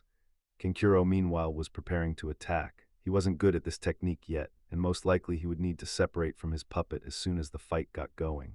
It was, after all, very hard to see what was happening when inside a cocoon of bandages. Naruto did something that confused his opponent and the onlookers. Bored from waiting for Kankuro to attack, he sat down cross-legged, his hands in his lap. The next moment he closed his eyes, looking like he was meditating. Kankuro scowled, moving his puppet forward. He threw kunai at Naruto. Naruto visibly concentrated, his face scrunching up, but he didn't move. Temari and Baki became concerned that the kunai would hit the pale white-haired boy. The kunai flew closer, and the plants did not appear as they usually did. Naruto relaxed, his eyes still closed. He pushed himself off the ground onto one hand, dodging every kunai, one just barely missing his arm he was using to support himself. I forgot that he can see everything. He could see that coming even with his eyes closed. Kankuro thought in annoyance, dodge this then. Kankuro gave up on tricking Naruto with his puppets, knowing he had figured it out already. Jumping off his puppet's back, he manipulated it into firing hundreds of senbon. They weren't all entirely accurate, but most would hit Naruto. He was still learning this after all. Naruto's eyes were still closed as he watched the incoming attack, deciding that practicing more skills would be beneficial to his development. He went through hand seals, backing up to gain more time from the incoming senbon attack. I could have the plants defend me, but I am determined to learn other skills. Futen Daidappa wins style, great breakthrough. Naruto called out, taking a deep breath before expelling a moderate-sized gust of wind. Baki's eyes widened at the size of the technique. After all, Naruto was only around 6 years old. He shouldn't be able to perform that technique to such a large extent. But then again, I'm comparing him to human standards, and we aren't sure he's human, Baki mused. They had previously tried to get blood samples to test. Every attempt had been futile, and several people had lost their lives. On the training field, Naruto's jutsu blew the Senbon away before continuing on toward Kankuro, who leaped as far out of the way as possible with his puppet. The wind burst continued on before impacting with the sturdy walls of the training field and dissipating. Kankuro turned back to Naruto to ask him how he did that when he found Naruto in front of him, his hair whipping around his face and horns. Naruto's fist was on a crash course with his face, and he was woefully unable to dodge. The impact sent him flying backward a couple of yards. "Winner Naruto," Baki called out, stopping the match. Naruto walked over to Kankuro and offered his hand, helping him up.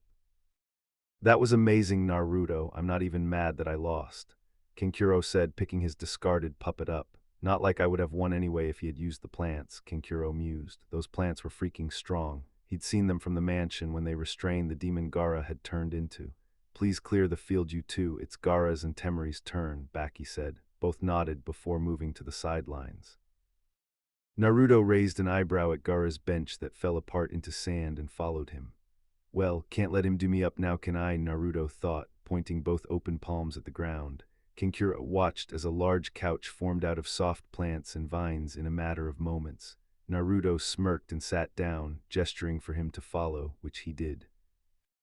"You two and your competition with your powers," Kankuro shook his head, turning to his two siblings standing in the middle talking to Baki. "Well, I can't let Gaara-san do better than me, can I?" Naruto returned. Kankuro just chuckled, focusing on the match that was just starting. "Hajime." Temeri immediately went on the offensive. Pulling her fan off her back, she swung it as hard as she could, creating a decently sized force of wind. Gaara narrowed his eyes at the attack. It wasn't a powerful attack, but would still hurt if he allowed it to hit. He knew from experience how much it would hurt. Naruto had convinced him to go through training without his sand on some days, and Naruto wouldn't use his plants on those days. In spars, Gaara had gotten hurt for the first time in his life, and it had been a new experience. Gaara found he preferred not getting hurt when possible. Gaara's sand thrust up out of the ground, swirling around him. The cutting air from his sister impacted into it harshly, but it never stood a chance against the yokai-reinforced sand. Temeri grimaced, trying to think of a way to defeat her brother. Her face lit up a moment later. "A shinobi must use all options available to them. That's what Baki-sensei taught us." With that in mind, Temeri shot off as fast as she could, which was decently fast for her age. Gaara raised an eyebrow at her direct attack, his arms crossed. He hadn't moved since the start. His sand lurched up in a fist shape toward Temeri. His eyes widened when his sister didn't dodge or retaliate, just continued running head-on at his sand. Gaara pulled back the sand before it hit his sister, not wanting to severely injure or even kill her. He did not have absolute control over his sand, and there had been a lot of force in that attack. Temeri smirked as she saw her plan was working. Yanking off her fan in one quick swing, she fired another burst of wind at her sibling. "Futen Keiskiri no Jutsu Wind Release, Wind Cutter Technique," Temeri cried, unleashing the most powerful attack she had so far at her younger brother. Gaara's eyes narrowed, realizing she was taking advantage of the fact she was his sister and he cared about her. Gaara growled as the sand swirled around him fiercely before encasing him in a sand dome. The wind attack clashed harmlessly against the sand, and Temeri frowned. Gaara's sand was still much faster than her wind. Her attacks wouldn't be enough to cut through. Temeri tried to move and found both her legs stuck. Looking down, she found sand creeping up her legs. "I win, Temeri won sand," Gaara stated, the sand wrapped around him falling to the ground. Temeri sighed, "I give up." "Winner Gaara," Baki yelled out, a tad unnecessarily. Gaara nodded before retracting all his sand to the surrounding ground. Naruto walked up a moment later, staring at the sand that was in a rough circle around Gaara. "What are you looking at, Naruto?" Gaara questioned. "Gaara, how long can you hold one shape with your sand?" Naruto inquired, his pale eyes shifting to Gaara's face. While Naruto directly looking at someone was unneeded as he could see them from anywhere, he did it out of respect and proper manners. "A couple of hours, I haven't tried longer than that," Gaara responded, confused. "Could you perhaps form some sort of container out of your sand to hold the rest of it, to carry it around with you?" Naruto mused, a thinking expression on his face. Gaara's eyes widened slightly in an understanding of what his friend suggested. Concentrating, he focused on a large gourd, as it made the most sense to him to carry all his sand in something like that. A few moments later, the sand swirled together and formed a large gourd in front of him. He directed the rest of his sand inside the sand gourd, creating a cork to go in the top once everything was inside. That works, Naruto commented. Gaara nodded. I'll need to get gear of some kind to attach it to my back. I can help with that, Baki commented. Gaara only nodded in response to his sensei. Next day, Gaara and Naruto walked down the street of Sunagakure, heading toward a restaurant. The villagers ignored them, glared, or moved out of the way. It didn't matter to either of them. They had each other as friends, and the rest of the world's approval was unneeded. Gaara, do you think there's a place out there where people like us can go and not be judged, not be feared? Naruto abruptly asked, surprising his friend. Gaara didn't immediately answer, taking a few moments to think about it as they strolled down the street. Gaara now carried around the large gourd. He had a wide leather band from his left shoulder to his right hip with which he had attached the sand gourd to his back. I'm not sure, Naruto, I've never heard of such a place, Gaara responded eventually. If there isn't, would you want to help me create it? Naruto asked, a small level of childishness coming into his voice. They were after all almost 6 years old, and even with everything they'd gone through, they were still children. Gaara smiled widely, one of the things he had only started doing after meeting Naruto. There was just something about Naruto that made him happy. Of course, Naruto, I would love to, Gaara replied sincerely. Awesome, it'll be a village, away from all those who hate people who are different. Place where those that want a place to fit in can come to, a place they won't be judged and hated but loved and cared for. Naruto declared excitedly, I promise I'm going to make such a place one day. Naruto's eyes shone with determination to bring about his new goal. I will do my best to help you reach your goal, Naruto-san, Gaara said calmly. Upon reaching the door to the restaurant, he pushed it open and waited for Naruto to walk through. Naruto thanked him and they sat down at a table. Gaara, it's getting close. I can feel it almost here now. Maybe it will help me complete my goal, Naruto said. Gaara nodded. He was also curious as to what it was that Naruto could feel coming. He'd expressed at one point that he thought it was perhaps his parents, then become depressed for a while, wondering why they would have abandoned him in the desert. Gaara turned as the waiter stopped at their table. Both Naruto and Gaara shared a look at the anger and hatred they could feel coming from the server. He apparently didn't like them, and after they ordered, the man quickly left. I wonder why he hates us. The woman from last week said I killed her daughter, Naruto commented almost absent-mindedly. While Naruto wouldn't resort to killing as his first solution, he had killed many villagers that had attacked him. Gaara nodded, being on the same boat as Naruto and having killed many villagers and assassins that had attempted to take his life. Naruto turned back to Gaara, coming out of his musings. Read something interesting recently. It's news from a few years ago, but I only just found a scroll about it. Gaara perked up, interested in what Naruto had to share. Apparently the strongest Biju the Kyuubi attacked the Leaf Village. It says that the fourth Hokage killed the fox at the cost of his own life, but something confuses me. According to Shukaku, Biju can't be killed, Naruto thought out loud. That's true, we can't be killed. Most likely Hitomi One-san was sealed. They would have had to use a baby as her yakai is too potent to be sealed into anything else. Shukaku's cackling voice rang out in Gaara's head. I thought you were asleep, Gaara mentally replied. Conversation is exciting, besides listening to the Kai no Ko tree child is interesting, Shukaku replied from within the mindscape of Gaara's mind. When Gaara focused back on the real world, he found Naruto patiently looking at him. What did he say? He confirmed what you said, Biju cannot be killed, they have to be sealed. Apparently the Kyuubi would have to be sealed within a baby as she can't be sealed into anything else, Gaara replied, enjoying Naruto's shocked expression. Wait, the Kyuubi is a she. Gaara nodded. Naruto seemed to regain his faraway look. Gaara knew he was either thinking or looking at something that only he could see with his Dojutsu.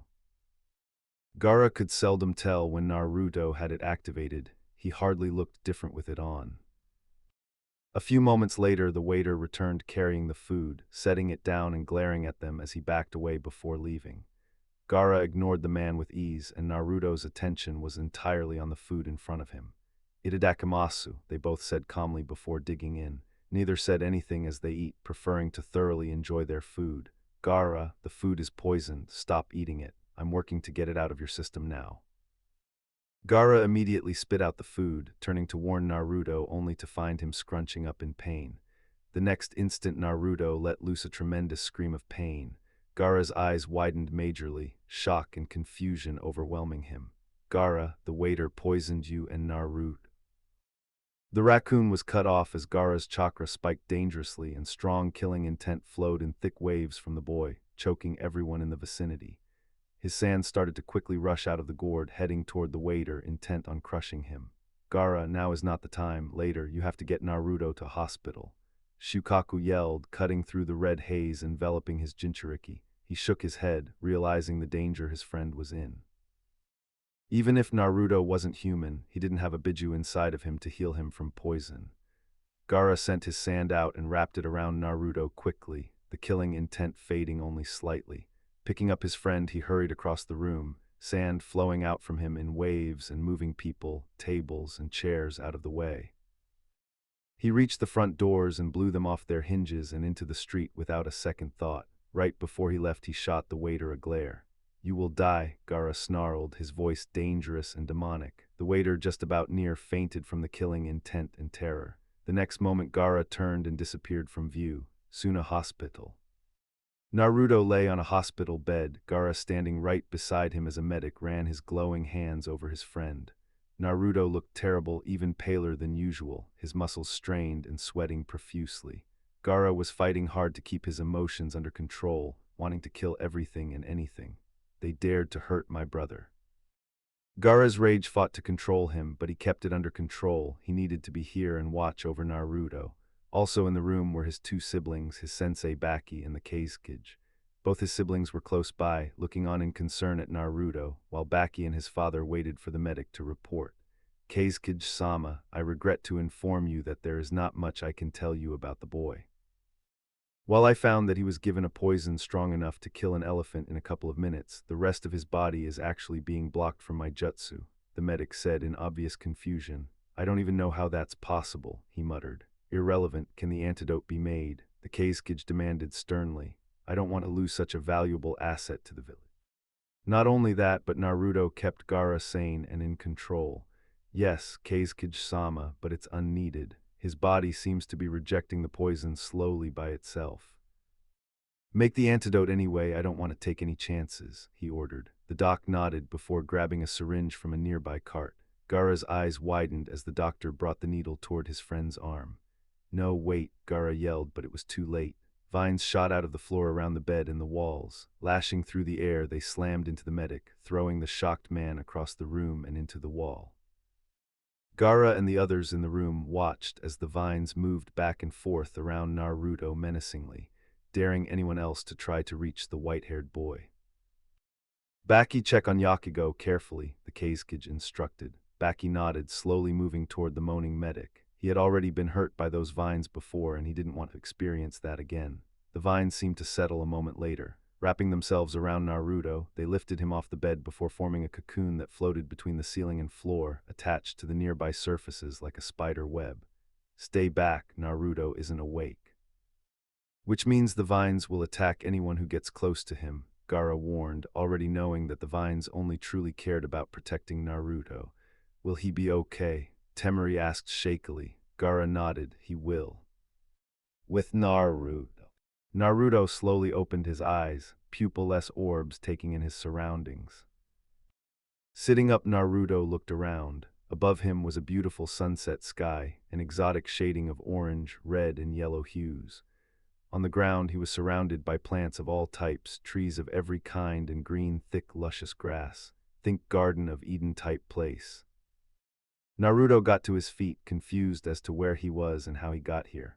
"I've never been to such a place, but why does it feel so right?" Naruto struggled to find the words to describe how he was feeling. The leaves behind him rustled, making him turn around quickly. Coming through the trees was a beautiful lady, the plants moving out of her way as she walked. Her incredibly long, white hair trailed on the ground behind her. She had pale skin with delicate facial features. Her eyes were white like his, and her eyebrows were cut very short and round, a red shade of lipstick on her lips.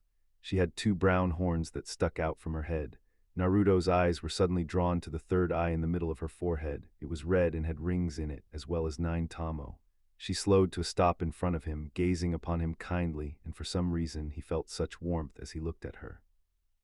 He noticed that she wore a high-collared himekimono which had tamo running down the center and edges of the gown, adorned with intricate gold and purple lines.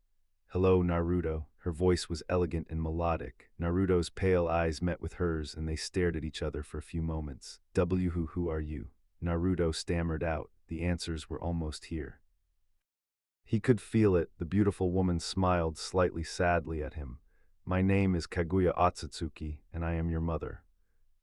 Naruto finally snapped, his mouth dropping open in shock as he stared at the woman claiming to be his mother.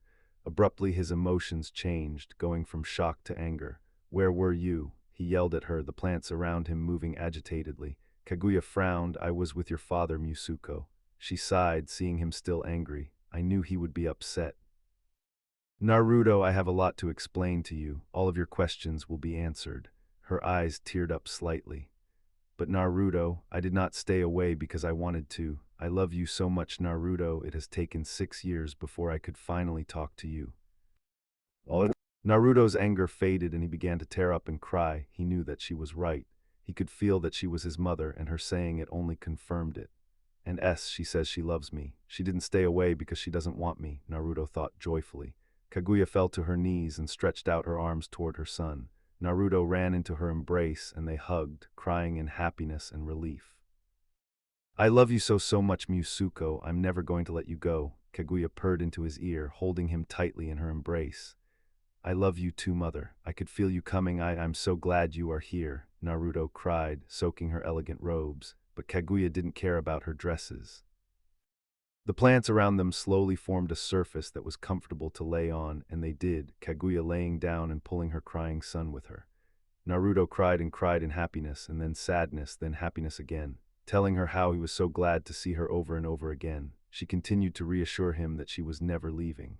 "I'm so glad to finally get to see my baby," Kaguya thought, later. Kaguya rested against the plants, cradling the sleeping Naruto in her arms. She felt so calm, so at peace to finally be holding her son in her arms. She knew the life he had gone through thus far, and she was proud of him, of his want to get stronger and make a place for those that are scorned. She knew the challenges Naruto would eventually face, but that wasn't now. Kaguya felt the change in the air, the warmth of the plants changing ever so slightly. She felt a connection form within her mind. The next moment she felt meaning and thoughts being communicated to her. "Yes, I agree with you, dear. Our son is going to be very strong. I'm so proud of him, and I know you are too," Kaguya thought. Her response was a definite feeling across the connection. She smiled, knowing her husband was happy that he had finally been able to move her entire essence inside Naruto. Her husband had found Naruto's aura on Earth 3 years ago when Naruto lost his adoptive parents, for that was the first time Naruto flared his chakra. It had taken so long to find Naruto because her husband didn't deal well with deserts and his connection to the world wasn't as good in them. He had immediately moved a significant amount of power to the desert to protect their son while he focused on establishing a connection between their son and her. The process took 3 years overall because she contained such a massive amount of power. It was much harder for him to transmit her into their son when their son was in the desert, a place that lacked plant life. Kaguya felt the mental prodding from her husband and sighed, but he looks so adorable sleeping. He's not going to be a young child for much longer, you know. She received a feeling of understanding from her husband. Kaguya pulled Naruto closer as he subconsciously snuggled into her robes. She cooed to him in his sleep, stroking his white hair and running her hand over his horns. "His horns are so big for his age," Kaguya said proudly. Okay, I'll wake him up. You're so impatient, dear." Kaguya chuckled at the excited prodding from her husband. Sitting up, she pulled Naruto with her. "Wake up, Musuko, we have much to talk about," Kaguya said softly, running her hand through Naruto's somewhat long hair. Naruto murmured, curling up into a smaller ball close to her. "Help me out, love," Kaguya thought, smiling at her son. A second later, a fuzzy vine grew out of the ground and wrapped around Naruto before beginning to tickle him. "Ha ha ha ha, stop it, make it stop, ha ha ha." Naruto laughed as he began to wake up, trying to get the tickling vine off of himself. Once he was fully awake, the vine retracted back into the ground. Naruto rubbed his eyes and looked at his smiling mother peacefully. It wasn't a dream then, Naruto said, his voice underlaid with happiness. Kaguya smiled warmly, she just couldn't help it. He's just so cute and adorable. Kaguya thought, receiving her husband's mental agreement and excitement. Naruto-kun, I know you have questions, please ask them. Kaguya's harmonic voice flowed over Naruto, relaxing him and filling him with happiness. Ka-san, what am I? Naruto asked quietly. He had so many questions, but that was what came to mind first. I think that would be best explained by explaining what I am. I'm not human and neither is your father. Naruto nodded, getting comfortable on the soft ground. Kaguya put her hands together eloquently in her lap, collecting her thoughts before beginning. I am a part of a species from another world. We are called Otsutsuki, world eaters. I grew up with my family there for the first 56 years or 80 human years of my life. I became disgusted with what my family did to worlds. We would find the Kaminoki of each world and consume it, adding to our own power and causing the destruction of those worlds. Kaguya stopped, being interrupted by Naruto. What is a Kaminoki? The pale-eyed boy asked his mother, confusion on his adorable face. At least Kaguya thought so, but she faked annoyance. Hang on, I'll explain that in a minute, giving him a playful glare before continuing. Where was I? Oh, yes. I left my family, traveling across the stars. I came to this world. Finding another Kaminoki here, I decided to protect this world from my family. I began to know the inhabitants of this planet, humans. I fell in love with an emperor and we worked toward peace in the human world together.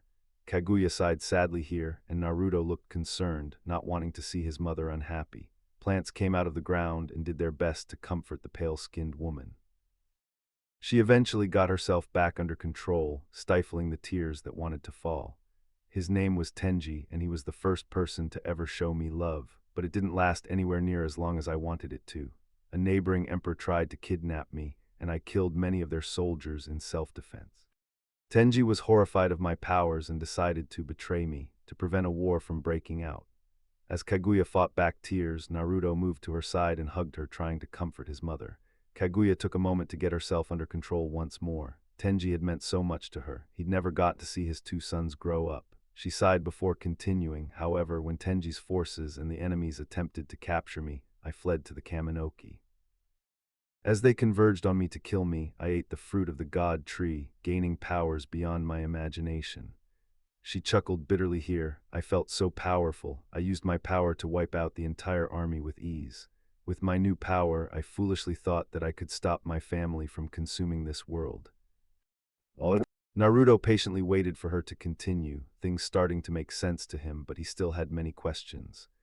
I was blinded by fear of my family and the pain of Tenji's betrayal, but I was overjoyed when I found that I was pregnant with twins, Tenji being the father. Years passed and my sons were born. I named them Hagoromo and Hamura. They both gained the power of chakra from me. Kaguya turned and looked directly at Naruto. They are your brothers, Naruto, and they convinced me to not go on with my foolish plan. Naruto's eyes widened, but he kept silent. I wanted to turn the world into an army using the tree against my family, but your brothers showed me that I only had the power of one Kaminoki, while my family has consumed hundreds of worlds. I would never stand a chance. She smiled kindly at this. I lost my fear and stress. I didn't have a plan, but I was finally at peace. I began to spend time with my children and the humans, getting to know them and understanding them. It was a year later that I was told I was pregnant with you, and that your birth would kill me. Naruto's eyes widened suddenly, and he looked at her in a mixture of horror and confusion. She did her best to reassure him. Naruto, I did die when you were born, but your father caught my soul and kept me with him over the thousands of years that we waited for you to form. Naruto visibly calmed down, but his confusion was evident. Naruto, you know how the plants protect you? Kaguya asked, and Naruto shakily nodded. That's your father protecting you, Naruto. You see, your father is the Kaminoki, the god tree of this world. Naruto's jaw dropped clean open at that, and she chuckled at his baffled expression. I think I ought to let him explain this. He wants to. Don't freak, okay? She said, holding and rubbing his hand. He nodded at her and gulped, looking around and expecting someone to appear. Naruto nearly fell over backward as he suddenly felt like a part of his mind opened. He could feel things coming through the opening. He could feel memories and warmth, pride directed at him. It took him a bit to understand, but he realized that this was his father. Tusan, Naruto thought, and received a mental feeling of positivity. Naruto turned to his mother, still somewhat confused. Isn't Tusen talking? Naruto asked, his head tilted to the side cutely, his mother fighting the urge to squeal at her adorable son. Kaminoki don't communicate the same way humans and we do Naruto. They use emotions, thoughts, memories, and feelings to communicate with one another. I believe that you will be able to form such connections with others as well, she said, receiving a nod from Naruto. Naruto focused back on the entity he had identified as his father, asking him to explain. The next instant he received an influx of information, feeling, emotion. Naruto's face took on a steady look of shock as he processed all the memories. My father is named Asatsuri. He is the god tree of this world, Naruto thought in awe. He could feel the power his father possessed. He watched the glimpses of memories, his father and his mother watching over the human race, waiting for him to eventually form together. He smiled as he saw his mother and father joke and talk together. He watched his parents separate his father's power and spread it over the world. He watched them give bloodlines to the humans, preparing them for the eventual coming of the Otsutsuki. Naruto frowned as he watched the memories of the humans abusing their gifts, using it for war and destruction. Naruto gathered his thoughts as the influx of memories came to a stop, his father's warmth and love for him permeating him. A lot of my questions have been answered. I understand what I am now. I'm not human, I'm Otsutsuki and Kaminoki, Naruto said, more to himself than his mother. But she nodded anyway and smiled at him, loving his thinking expression. Naruto suddenly looked up, staring into her eyes with intensity. You and Tusan aren't going to leave me, are you? Naruto asked, fear and hope, suspicion and want in his voice. He was uncertain. No, Naruto-kun, we are never going to leave you. Asat-kun has moved me and my power within you. It was going to take a couple more months, but it sped up when you were in danger. Kaguya smiled warmly at her son, reaching out and hugging him. We are never going to leave you, Musuko. Naruto smiled brightly, grinning in joy as he hugged his mother back strongly. Thank you for coming for me, mother. Thank you for loving me, Naruto said. In his mind, he was communicating the same feeling and thankfulness to his father through the link, receiving a sense of affection in return. Naruto sighed in happiness, so happy to have finally found his parents. A question suddenly popped into his mind. Kasan, where are we and how do I come back to it? We are inside your mindscape, Naruto. Naruto tilted his head in confusion, and in the next moment memories flowed into his head from his father, and he suddenly understood what a mindscape was. Oh, I get it now, Naruto exclaimed, and Kaguya gave him a look. Asat-kun explained it to you, didn't he? Naruto nodded happily in response. Kaguya only sighed, ruffling her son's shaggy hair. Naruto grinned before pointing at her forehead. Kasan, why do you have a third eye in your forehead? Naruto asked innocently. She chuckled, her third eye blinking sideways before turning and looking at Naruto. This was something I gained from your father when I ate the fruit. It's called the Rincharingen, and when you are older I will teach you how to use yours. At this, Naruto became very excited, clapping his hands together. I have one too. How do I open it? I didn't even know I had one. Naruto shouted out his questions, making his mother raise a delicate finger to his lips, quieting him down. Not so loud, Musuko. I can tell you how to open your eye, but don't do it in front of everyone else. They don't need to know you have it until you know how to use it, she warned, making sure Naruto nodded. Here, channel your chakra in a large amount to this spot in your forehead, she said, placing 2 fingers on Naruto's forehead. Naruto's face scrunched up in adorable concentration as he focused. He's so cute. I know he's normally so much more mature, but I'm overjoyed to see he's okay with relaxing and being a child around us, Kaguya thought. Naruto channeled the chakra and felt the skin on his forehead shift. Kaguya watched as the skin on her son's forehead moved horizontally out of the way of a red eye. It had red sclerae and irids, with a ripple pattern spreading over the eyeball and 1 tamo. She smiled. It seems you will need to train to gain all your tamo, Naruto-kun. Naruto nodded, and the next moment she felt another burst of chakra from him. Surprised, she looked at him and saw nothing visibly change, his face blank for a moment before he grinned. What did you just do, Naruto-kun? She asked curiously. I activated my Byakugan and looked at my forehead. Naruto explained distractedly, obviously still happy with his new eye. It was almost like a child getting a new toy that they really wanted. Kaguya was shocked and amazed. She couldn't tell that it was his Byakugan that activated. Even hers pulsed the veins around her eyes upon being activated. That's amazing, his Byakugan doesn't visibly show the difference between on and off. That's a major advantage against enemies, Kaguya thought in amazement. The next moment she felt thoughts from her husband explaining that he had been the one to change the Otsutsuki's inherited ability into something more powerful. She nodded and sent him back a feeling of thanks, having learned to communicate in his way over the years. Naruto was still playing with his new eye when she focused back on him, opening and closing the eye and looking around with it. Mother, it's so weird being able to see out of three eyes, Naruto remarked, all three of his eyes turning and looking at her. She smiled at her son. You get used to it, Musuko. Now close it for now. We still have a few things to talk about before you wake up, Kaguya ordered. Naruto nodded and complied. Naruto's face abruptly lit up. I totally forgot about Gaara and Temari and Kankuro. They are probably worried about me. Naruto cried, obviously upset and concerned for his friends. Is Gaara the one with the smallest amount of my power? Kaguya asked curiously. Naruto looked at her in confusion, understanding she explained. All 9 Biju are made up of pieces of my power that my son Hagoromo split up before his death, she explained, getting a nod.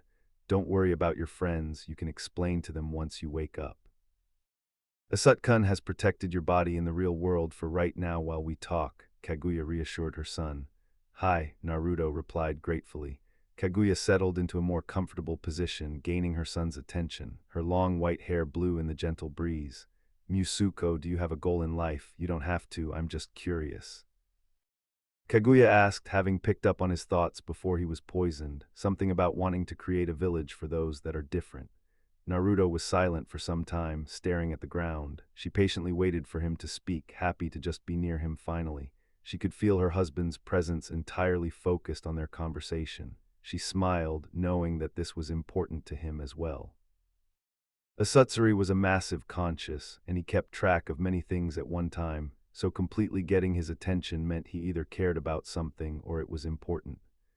Naruto had a solemn thinking expression as he pondered her question before answering, first entirely thinking through his life thus far and everything he had learned from his parents. Kasan, before I answer that, what do you want me to do? My goals are not as important as yours and Tusan's, Naruto replied seriously, his maturity showing. Kaguya smiled sadly at him. Naruto-kun, while we do wish for you to eventually protect this world against the Otsutsuki with our help, that is not what I asked. Your father and I want to know your goals. Our wants can wait until you are ready, Kaguya said kindly, not sugar-coating anything. Naruto wasn't bothered by her straight-to-the-point response. He understood his purpose given to him by his parents and was determined to complete it one day. I want to travel the world, get stronger, and eventually create a village where people like me aren't hated and feared. A place for those that want to be safe to actually be safe. I want to be the strongest, Kasan, so I can protect you and those who are close to me like Gaara, Temari-1 and Kankuro Baka, he answered with determination and clarity. Kaguya smiled softly when she heard his answer. Warmth enveloped Naruto from his connection with his father, showing his approval. Do you want to bring peace to the world? She asked, and was somewhat surprised when he shook his head no. Naruto's pupilless eyes glinted, and she realized that he had thought about this a lot. That is not my desire. I do want peace, but I only desire it for myself and my people. Bringing peace to a world of people whose mindsets are all about violence is foolish. I believe in peace through sharing the same ideals and through tolerance. If we all have the same views and morals, then we will have peace. Tolerating others without provoking them, along with having the necessary power to scare and repel them should they deem our peace a threat, that is the true way to peace in my opinion, Naruto said, his face adopting a mature expression way beyond his years. His eyes spoke of knowledge to be obtained and experienced. Kaguya smiled. There is that maturity all Otsutsuki show at a young age, she thought. But isn't that a little selfish and isolated thinking? Kaguya prompted, seeing if her son was willing to defend his ideas. Naruto shook his head again and smiled at her brightly, brushing one of his bangs out of his face and over his horn. I don't believe so, Kasan, and I know you agree with me. One cannot bring peace by forcing others to accept their views. You need to give them the chance to decide for themselves. If they truly desire peace, then they will consider what you're saying, and they will surely take a look at the peace you have created. It's their choice after that if they want to be like you or not. Kaguya nodded, a kind smile on her face. She agreed with her son entirely. It was a belief she had also formed over the thousands of years from watching the humans war and battle. You are an intelligent boy, Musuko. You will go on to do great things and protect the humans from my family, Kaguya thought, feeling an approval from her husband. I'm impressed, Naruto. That was very mature and reasonable goal, Kaguya praised. Naruto blushed and in a second was back into his childlike persona, rubbing the back of his white-haired head in embarrassment. Kaguya smiled and pulled Naruto in for another hug. Sitting him on her lap, she rubbed one of his horns. Naruto giggled at the tickling sensation. Well, I do believe Asut-kun has something to give you, Kaguya said, tickling Naruto some more and enticing laughter and giggles from him. She eventually stopped and set Naruto down in front of her. She smiled as she really took in what he was wearing for the first time. Naruto-kun, did you pick those clothes? She asked. Naruto suddenly looked concerned. Yeah, are they okay? Kaguya smiled at his worry. They are great, Naruto-kun. I just thought you would like to know that you choose the traditional clothing the Otsutsuki wear without realizing it, she explained. He was confused as to how that had happened. They were both interrupted by a ping within their mind. Naruto focused once again on his father, his wants, pride, and joy. His father wanted to give him a bloodline he had invented and reserved for him expressly, never giving it to anyone else. Naruto was overjoyed and pushed his thanks and gratitude through the connection, feeling his father happy. It seems he's ready to give you the bloodline he created. He was quite proud of himself when he made it, Kaguya said teasingly, getting a mental pout from her husband, making her giggle. Naruto could feel his father connect to the plants around him once more. He watched as a large vine grew out of the ground before slowly curling around him.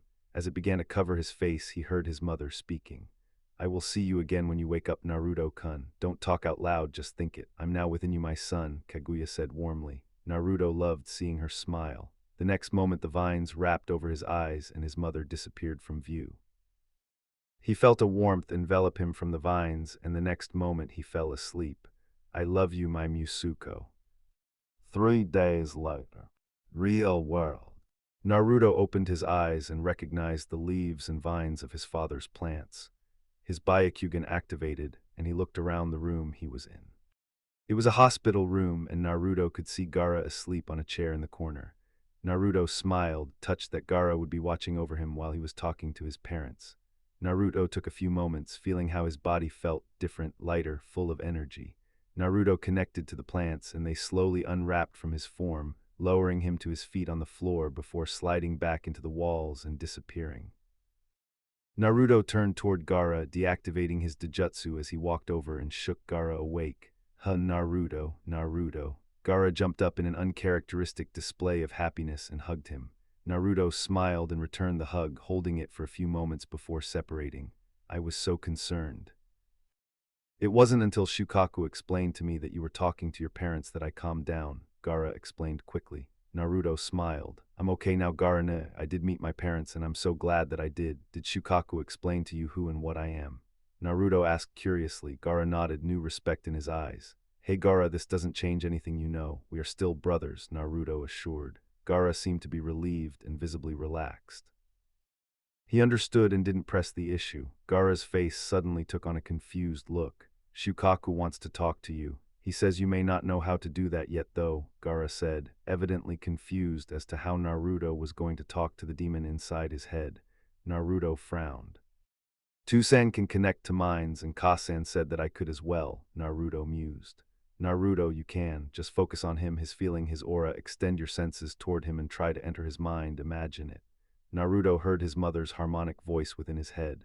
Oh, you think my voice is beautiful, Musuko, thank you. Naruto nodded, slightly embarrassed before focusing on Gaara. He extended an open hand toward Gaara and tried to feel him. It took him a couple of moments in which Gaara stood there patiently. Finally, he felt an opening in the walls of Gaara's mind. He could feel Gaara on the other side. Pushing farther in through the opening, he found Shukaku sitting inside a desert looking up at the sky. This must be Gaara's mindscape. All Jinchuriki have one according to Tusan. Hello Shukaku, Naruto said, appearing in the sand at the feet of the massive sand raccoon. Shukaku looked down at him, his giant eye drawing closer to Naruto's short stature. Hey, down there, Naruto-sama. The Biju called out in his usual cackling, insane voice. Please don't call me Sama, there is no need, Naruto replied. The Tanuki nodded. You must be wondering why I asked to speak to you. I want to give you my rent, so to speak. Shukaku yelled loudly, confusing Naruto and making his ears ring. Rent, Naruto shouted, his ears still ringing. Yeah, all us Biju are made from pieces of Kaguya Obasan. When we learned she was still alive and Kaminoki-sama had her with him, we all began creating reserves of yakai equal to what we had to give back to her upon your arrival, the crazy raccoon dog explained, his voice near deafening. Naruto looked at the giant sand creature in confusion. Yakai is different from chakra, it's more potent and is what my power is made up from. It's what all the 9 Biju were created from by your brother. Kaguya's voice rang out in Naruto's mind and he nodded. What do I need to do then? Naruto asked, no clue. I know Kaguya Obasan has a way to absorb chakra. Zetsuoji said not to worry about it. Shukaku replied, slightly quieter than before, which didn't really matter as he was so freaking loud. Naruto was confused as to who Zetsuoji was but didn't worry about it. Naruto, let me control your body for a moment. I'm going to absorb Shukakumego's rent, as he put it, Kaguya said and chuckled at her grandchild's antics. Naruto nodded before allowing his mother to control his body. Gaara appeared in the sand at that moment, a short way off to Naruto's left. Oh hey Gaara, what took you so long? Naruto asked. He apparently still had control over his voice and his mother waited until he was done. Well, I wasn't sure you had succeeded in connecting until I heard Shukaku yelling, Gaara commented dryly. Shukaku grinned. I tried to come into my mind, but it's rather difficult to do when Shukaku is shouting, but I heard everything. Naruto nodded, okay Kasan, when you are ready. Naruto turned back to the giant raccoon, feeling his mother raise his arms toward Shukaku. Shukaku grinned maniacally and pushed all his reserves to the surface in front of him to be absorbed. Naruto felt his third eye open, and he suddenly gained another field of vision that mixed with his other two, allowing him a more significant range of natural sight. His younger Rin-Sharingan spun, and Naruto found himself emitting words that were not his own. Fujutsu Kyuin, Naruto's third eye spun faster. Gaara watched on the side in amazement as a see-through barrier formed around Naruto, drawing light brown yakai into him at a rapid pace from Shukaku. The process took only a few moments before Naruto lowered his hands, canceling the flow from Shukaku, who was panting dramatically. Gaara rolled his eyes at Shukaku's love for the dramatics. Dang, losing half of my entire yakai is no joke. Naruto gave a small bow. My apologies, but thank you for your contribution to my mother, Naruto said politely. As he stood back up, Gaara noticed that another Tamo had formed in Naruto's third eye, giving him 2. The horizontal eyelid closed a moment later. See you back outside, Gaara, Naruto said, looking at his friend. Gaara nodded and Naruto disappeared from the seal. Regaining control of his body's senses, Naruto stepped back as Gaara's glazed eyes regained their focus. So what will you do now, Naruto? Gaara asked curiously. Naruto shrugged. I want to explore the elemental nations, gain experience and power, and eventually create my own village. But I don't want to leave my friends either, Naruto mused out loud. He stopped when he suddenly sensed someone approaching down the hall. Seems someone is coming, shall we go? Naruto proposed. Gaara silently nodded and they moved toward the window. It was opened by Gaara's sand and they both slipped out. As they fell, they were both caught by their own protections and deposited on the ground before they took off at a run toward the Kazekage mansion. The medic stepped into the room to check on the demon's condition and dropped his clipboard when he found the place entirely empty. Quickly turning around, he ran off to report to the Kazekage that Naruto was now awake. Naruto and Gaara reached the mansion a few moments later, opening the large doors and entering. Gaara, is that you? Temari's voice echoed out of the living room doorway before Temari herself stepped through. Naruto, she shouted, dashing across the greeting area and giving Naruto a hug, almost knocking the smaller boy over. Hey Temari-one, good to see you too, Naruto said after he regained his breath from being bowled into by the hyper-blonde. We were so worried about you. I was going to beat up that guy that poisoned you, but Temari trailed off, unsure how to continue. Naruto separated himself from her hug and gave Gaara a look. You killed him, didn't you? Gaara didn't visibly respond, but Naruto knew he was right. You didn't have to do that, Naruto sighed, running a hand through his white locks, but thank you for looking out for me. Naruto smiled. Temari had an uncertain look on her face but got over it as Gaara smiled. Flashback. As the moon shone down over the village, a roof lit up from the reflected moonlight and a figure carrying a large gourd could be made out. A bloodthirsty grin was on his face as he looked out at the village in front of him. You will pay for hurting Naruto. He yelled, leaping off the roof. He was helped through the air by the sand. Running along the rooftops, he channeled chakra to his nose like Baki-sensei taught him, searching for the scent of the man that had poisoned he and Naruto. Gaara had just left the hospital, having stayed there late into the night after Naruto had been cocooned in vines. Once he was sure that Naruto was okay, he'd left by the window to find the man who had dared try to kill his brother. It took Gaara a couple of hours with the help of Shukaku to find the man. The man had quite the head start, as Gaara had told him almost 7 hours earlier that he was going to come back and kill him. Gaara finally locked onto his scent and followed it into a darker part of the village. Dropping down to the street, he slowly walked toward the battered hotel he knew the man was in. A few villagers saw his bloodthirsty eyes and maniacal smile and quickly hightailed it out of there. As he walked, 2 drunk men noticed him. "Hey, kid, hand us your money and you won't get hurt," one laughed, downing more sake from a bottle and holding a blade in his other hand. Gaara ignored him, intent on his prey. The man didn't like being ignored and threw his knife at Gaara. It didn't get even close to him before being grabbed in midair by the sand. Gaara's savage green eyes turned toward the man. Looking over his shoulder, he raised his right hand toward the men, his grin becoming more and more insane. Within the seal, Shukaku tried to calm the boy down, but gave it up as a lost cause. He didn't really care if the idiots died. Morons deserved it anyway for picking a fight with Gaara. "Die!" Gaara yelled, his sand slithering quickly across the ground before wrapping around the men faster than they could react. Gaara's eyes grew more full, more bloodthirsty, more insane. "Yes, they will all pay." Sabaku Kayu, sand coffin. Gaara snarled demonically, his sand compressing down on the struggling and now screaming men. Sabaku Soso, sand burial. Gaara's eyes stretched as he closed his hand. The sand imploded fiercely, blood flying onto the walls of the nearby buildings. Gaara didn't bat an eye. In fact, he seemed to almost relish it as he retracted his sand back into his gourd, resuming his stalking of the prey. Within the 5th floor of the hotel, the waiter named Dekodo was trembling and pale as a sheet. He had seen Gaara kill those men without mercy, and Gaara was unquestionably coming for him. There was no escape. Gaara was already reaching the front of the hotel, and there was no other way that he could get out. "Oh God, what have I done?" the man murmured in fear, Gaara disappearing from his view into the building. A moment later, he heard cries and crashing from below him. He cowered in the corner of his hotel room, shaking horribly. "I know you are here." A crazed voice echoed down the halls of the hotel. He whimpered in fear, cowering further into the corner. You dared to attack someone precious to me." The crazy voice was closer now. A moment later, a door could be heard exploding violently on the floor below. Come out wherever you are. The sand wants your blood." The voice rang out, almost singing. Dekodo could feel himself going mad from fear. He wanted to die. The killing intent saturating the air was nearly as strong as the Ikebi's, and it was wholly directed at him. He could literally feel himself going insane. "Found you," a demonic voice cried out gleefully. The next moment, his door was shattered to pieces. Standing in the hall was the bloodthirsty Gaara, staring at him with wide, bloodshot eyes.